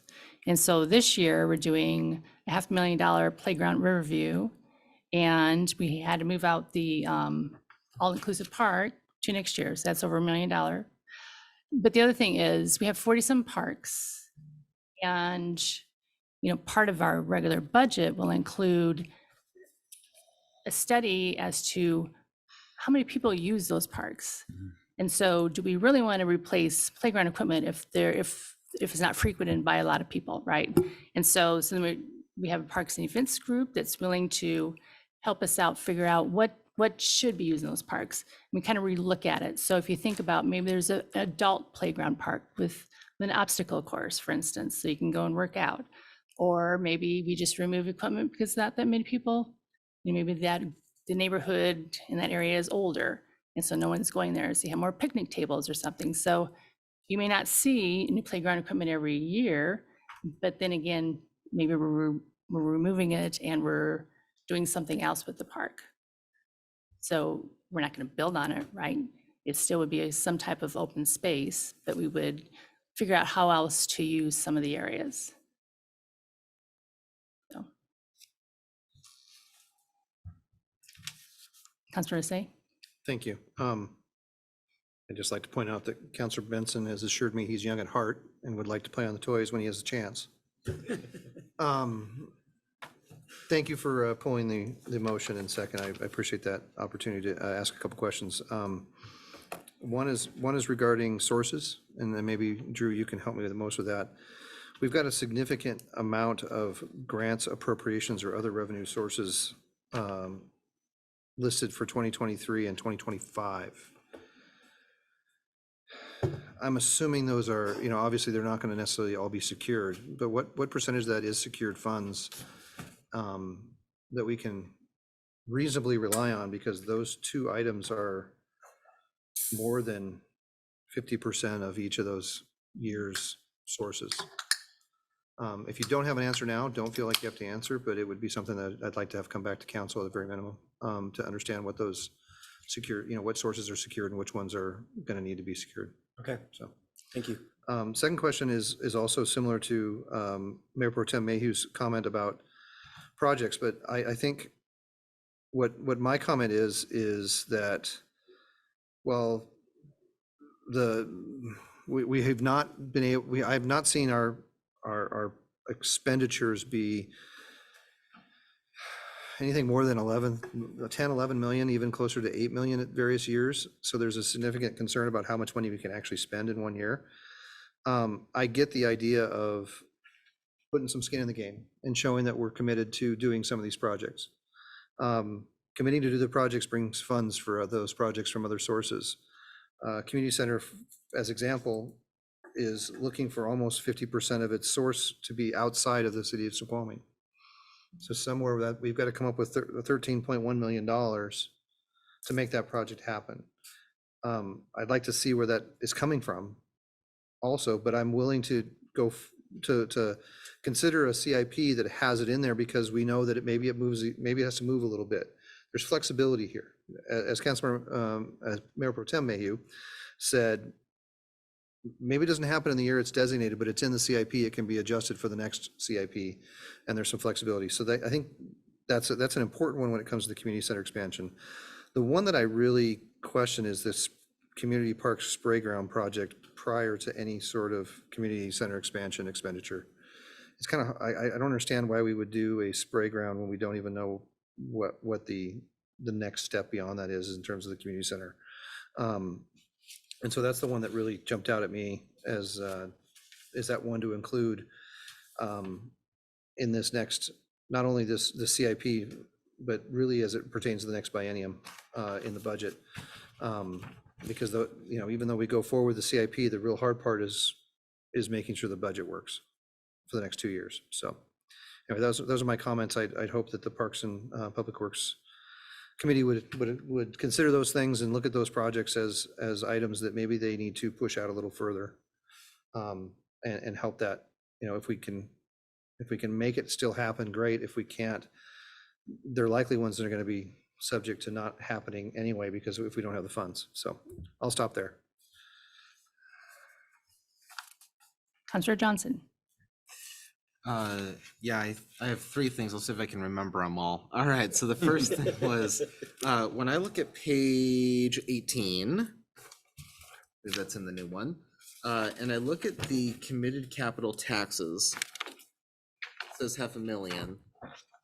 And then when I look at page 32, and I look at the committed capital taxes, it says almost 0.9 million. I was just wondering why the difference. Are we better off than we think we are, or is some of that for some reason excluded from page 18? So the Mayor Pro Tem had the same question, right, that you just gave. Basically, the difference between what you see here and what should be required, we should add a footnote to page 18, because when you take a look at that group, right, for example, within the financial schedule that you have, so that was page 32, you'll see something that's called their non-reoccurring sales tax.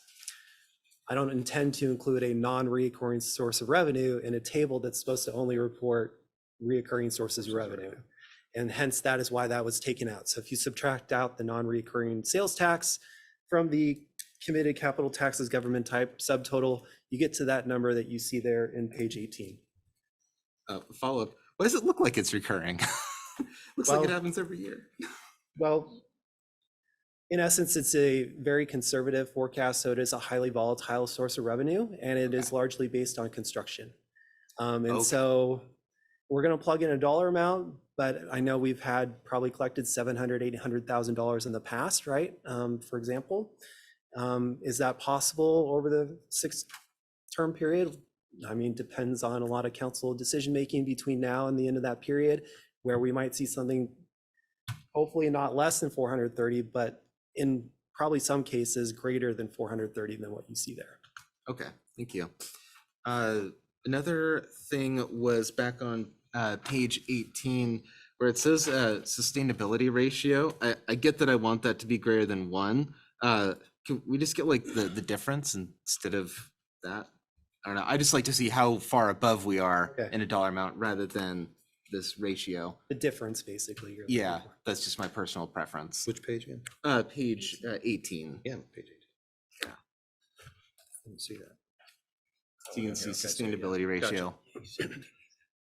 Up and down. Feels like it'd be more useful to me. It's, it's basically a financial, ratio that you can calculate. That's why it's in there.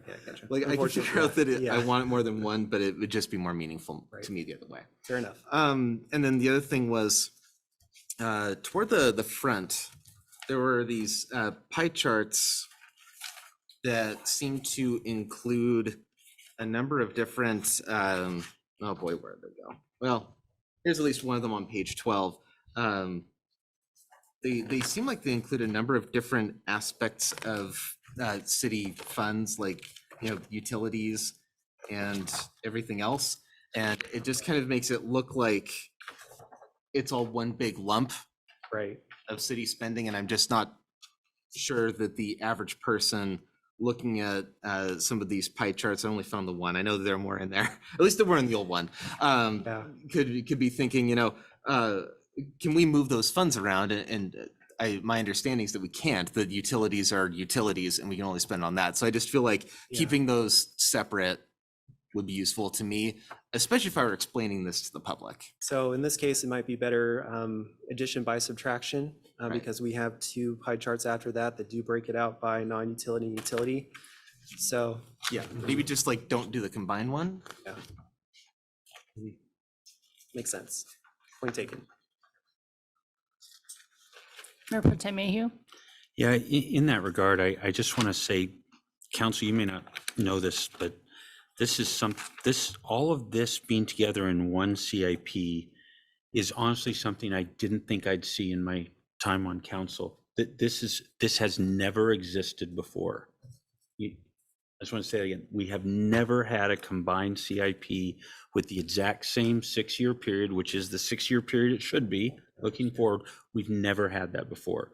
We've updated our non-utility CIP in different years than the utility CIP. For many years, we had the non-utility CIP. We didn't even go out 6 years. So this is a heck of achievement. And Mr. Boutte, Mrs. Ferguson, I just want to say this publicly because I know how much work went into this. It's a hell of a job. Excuse my French, but this is just fantastic. Having said that, I do agree with Councilmember Johnson. We just need to be a little careful. There's just a few of these slides where we put it all together, and I can sense the idea was try to give the big picture, but I think it's actually a far more dangerous picture because it's just not true. Those things we just don't have, those things don't go together, and people will get confused if we put them together. So I think addition by subtraction, you've got the great separate slides. Let's just take those ones out that put them together. I think that's just one thing we maybe shouldn't have done, but other than that, heck of a job getting one full CIP. Great job. Thank you. Mayor, could I just ask, and sorry if I'm incorrect on this, but the community park spray ground project, my understanding is that that's in 2023 because it's matched to a particular funding source that needs to be spent in that sort of time frame. Is that correct, or is that just incorrect?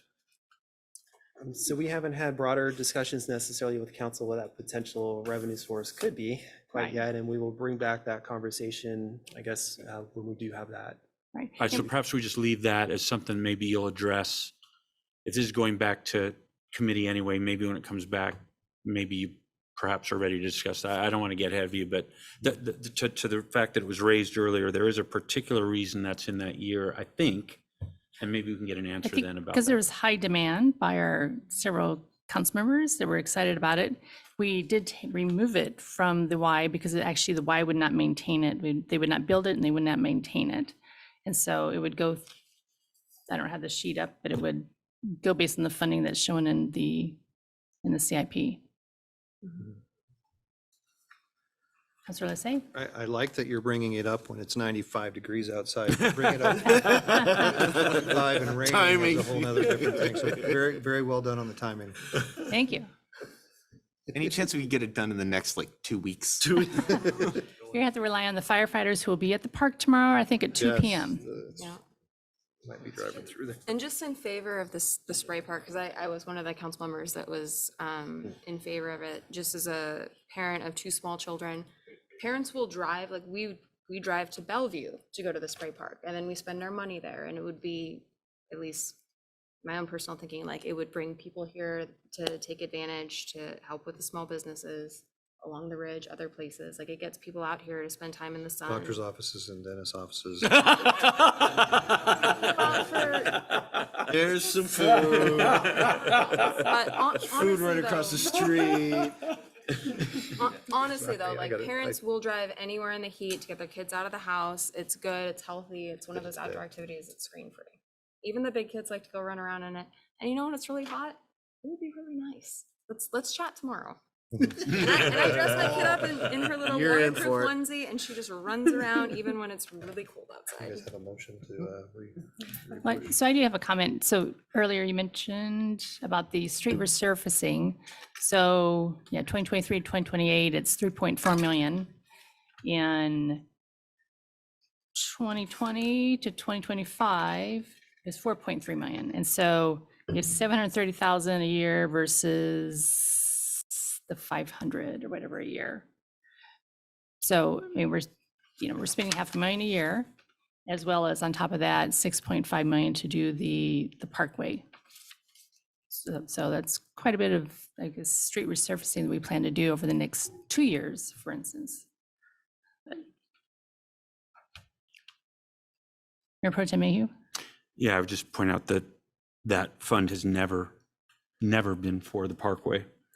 The Parkway always had its own separate fund, which was separately evaluated. And 500,000 is what we were spending in 2016 on streets. Look, I think it's for the Parks and Public Works Committee to really work with Mr. Chambliss to know what the answer is. But at this point, I know that the Parks and Public Works Director in 2016 asked for a 2018 onwards budget of 1.25 million a year. Now, I think it was generally believed that he inflated with the need, and so I don't know where the need is, but I just, 500 scares me. So I just want to make sure Parks and Public Works does their homework on this. If you guys, look, I think Mr. Chambliss is a highly reliable, I think the entire staff is highly reliable. If you guys go through this with them and you come back and tell us, okay, I'll accept it. I just want to make sure we've done that because, boy, that looks like a lot less to me. And I think we can afford the higher number. So let's just be sure that we've fully funded this thing. And if it really only needs 550, fine, come back and tell us that. So move to refer this item to Parks and Public Works Committee for further consideration. Second. It's moved by Mayor Pro Tem Mayhew and second by Councilmember Holloway to refer to Parks and Public Works, the resurfacing of the streets. No, the entire CIP. The CIP. Yeah, the CIP. Because there were Any parts discussion? questions, Chip. Is there public comment regarding this? I'm not seeing anyone raising their hands. Any discussion?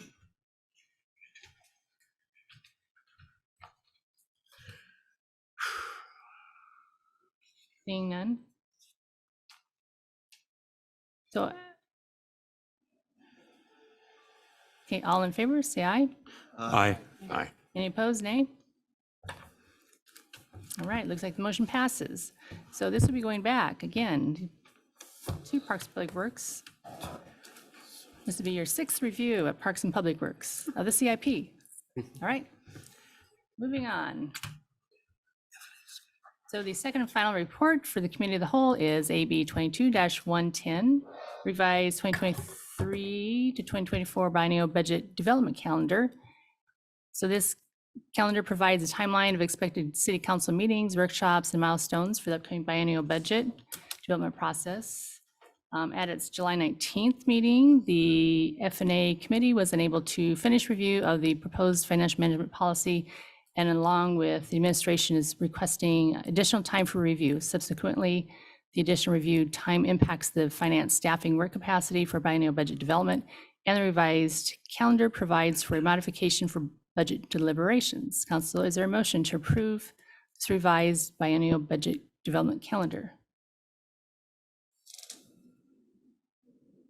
So moved. Second. Moved by Mayor Pro Tem Mayhew and seconded by Councilmember Holloway. Is there any public comment regarding this? I'm not seeing any. Any discussion? Councilmember Lusay? Can we get the highlights here? I'm seeing a lot of red and blue, and I don't say purple because that color doesn't exist in my palette. What are we dealing with here? I'm trying to get an understanding of what the differences are. Have to scroll down. We'll have our budget analyst or manager, Drupa, take over. So in essence, back on July the 19th, we had a joint public safety and F&A committee meeting. That discussion largely involved a discussion around the police take-home program. As a consequence of that, the F&A committee wasn't necessarily able to get to the review of the proposed updates to the financial policies. Because of that, we have decided or are requesting from council to add an additional date, a special meeting on August the 3rd, an F&A committee meeting to review the proposed updates to the financial policies. We believe we'll probably need about 2 additional meetings with the F&A committee, as well as a meeting that's already scheduled for August the 8th with council.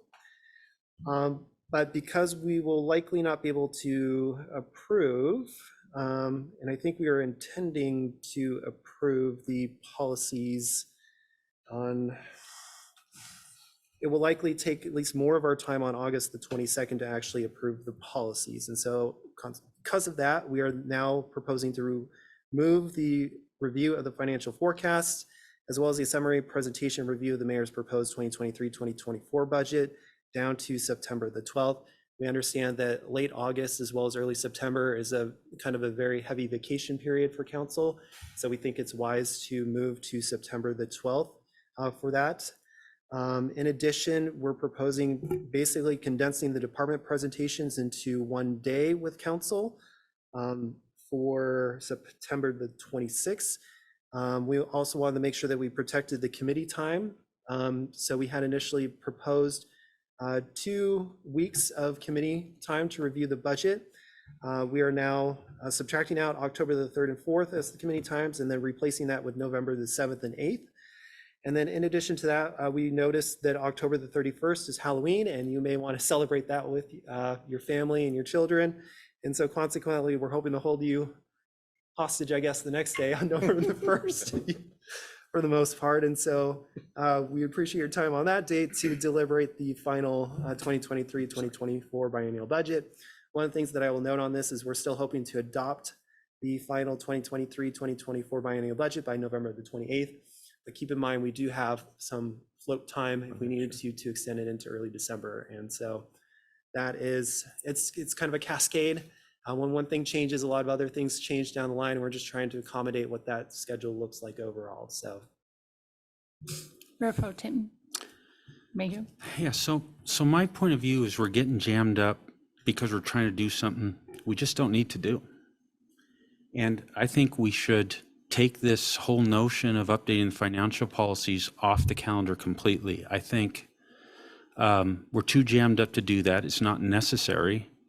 I think for many of us, it'll be hard to even evaluate these financial policies because you've never been through the budget cycle. So you don't really know how that's going to impact the budget. Plus, I think we need as much time as we can with this budget because this is going to be a monster.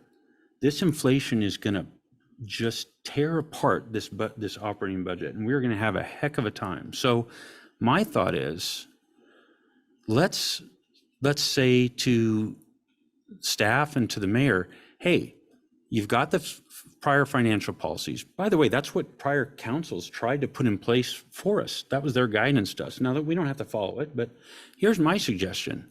Let's tell the mayor and staff, bring us the budget that you think that we ought to do. And if that means that you need to that you want to propose, hey, these 3 policies or 7 or whatever it is that are currently there, we think we shouldn't do those. We should do this instead. My point of view is go on, bring us that. Just go ahead and bring us that. You're not, we're open to hearing that. And then we can just either, as part of adopting the budget, just adopt those revised financial policies that they proposed, or if we need to circle back and do it after we pass the budget, whatever. But I'm saying rather than get balled up in this and sort of squeezing the whole thing, let's just get on with the budget and give staff and mayor freedom to bring us what you think we should do, even if it's not what one of the policies says right now. Bring us what you think we should do and let us, if we agree with you, we'll change the policy right there. Councilor Benson? I like that idea. The idea of simplifying the process always appeals to me, but your point about not going through the budget cycle, because I don't understand it. I mean, this is a biennial budget, which I think that means 2 ennials, right? And we've spent more than half an ennial just talking about it. And I'm not saying that that's not, but when do we spend this? When do we do it?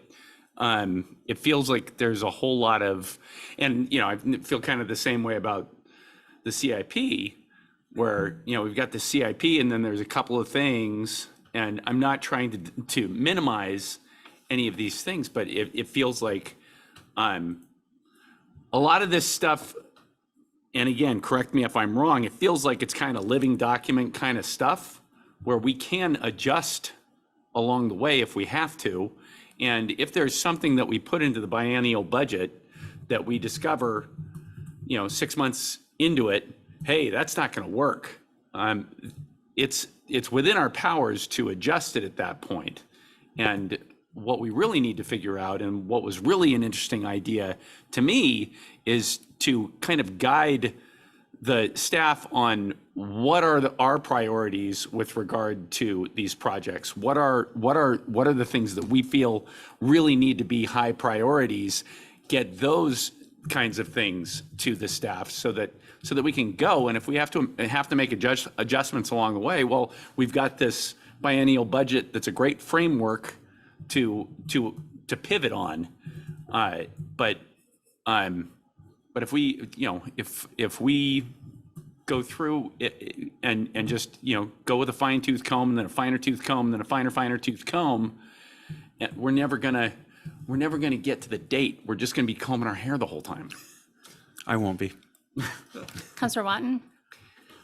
Well, I can be empathetic towards my council members' desires of simplification. I think having been in organizations that have had challenges, and those challenges come under financial policies not being well written.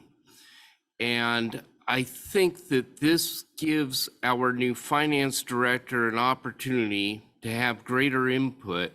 And keep in mind, we have gone through financial officers over the last few years where things may or may not be the way they should be.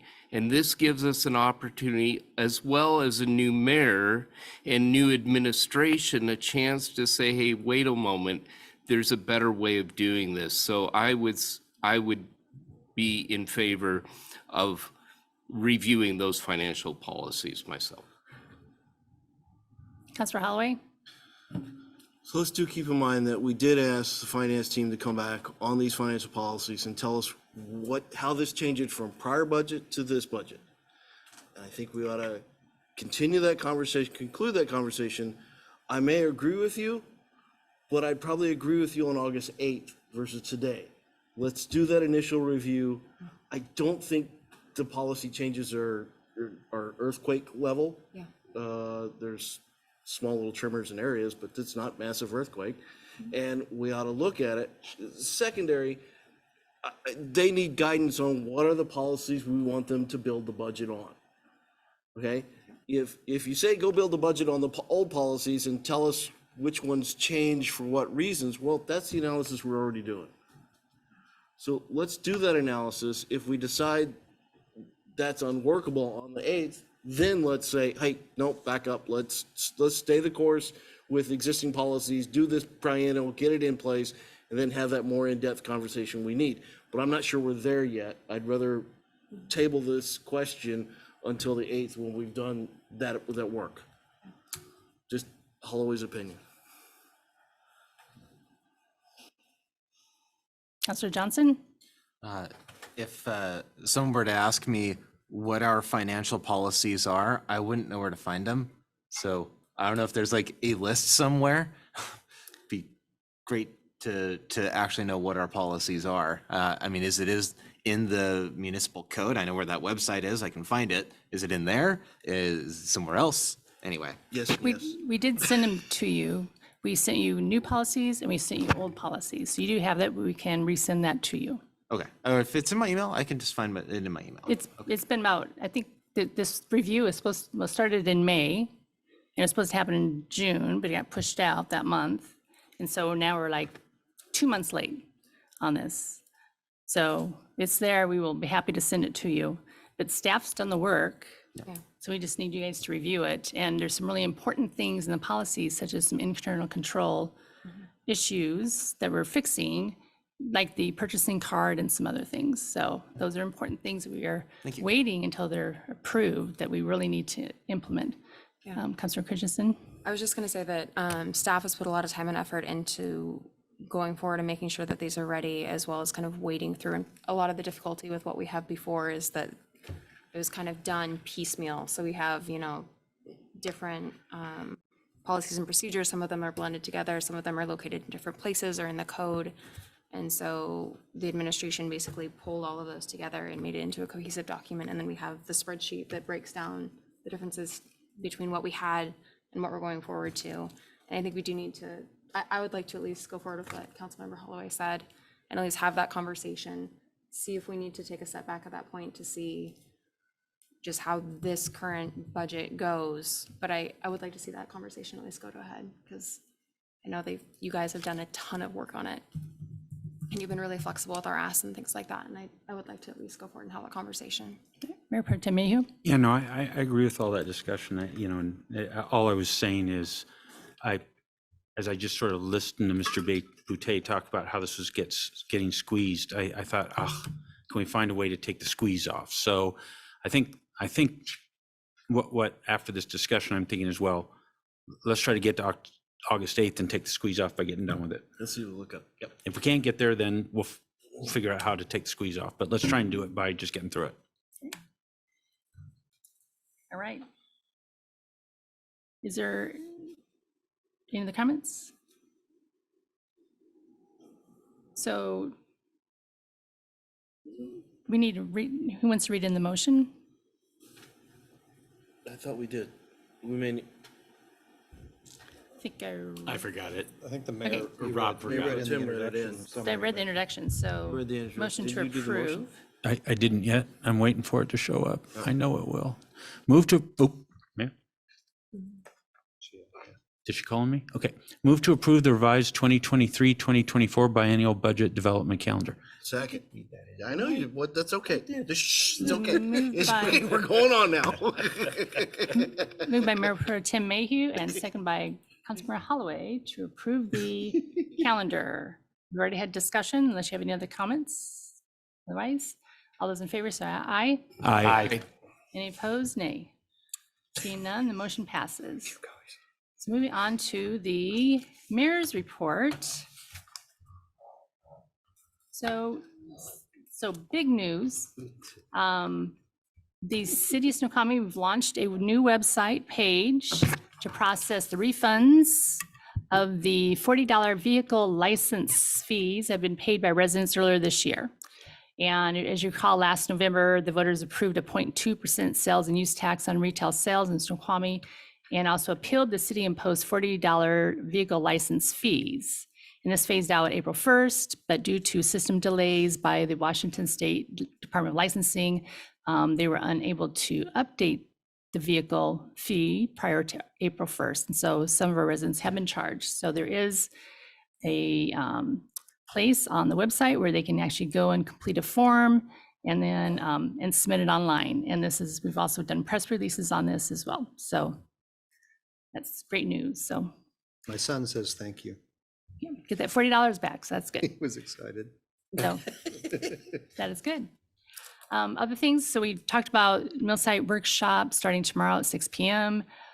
And then special, it's August 3rd, we've added the F&A committee workshop to review financial policies.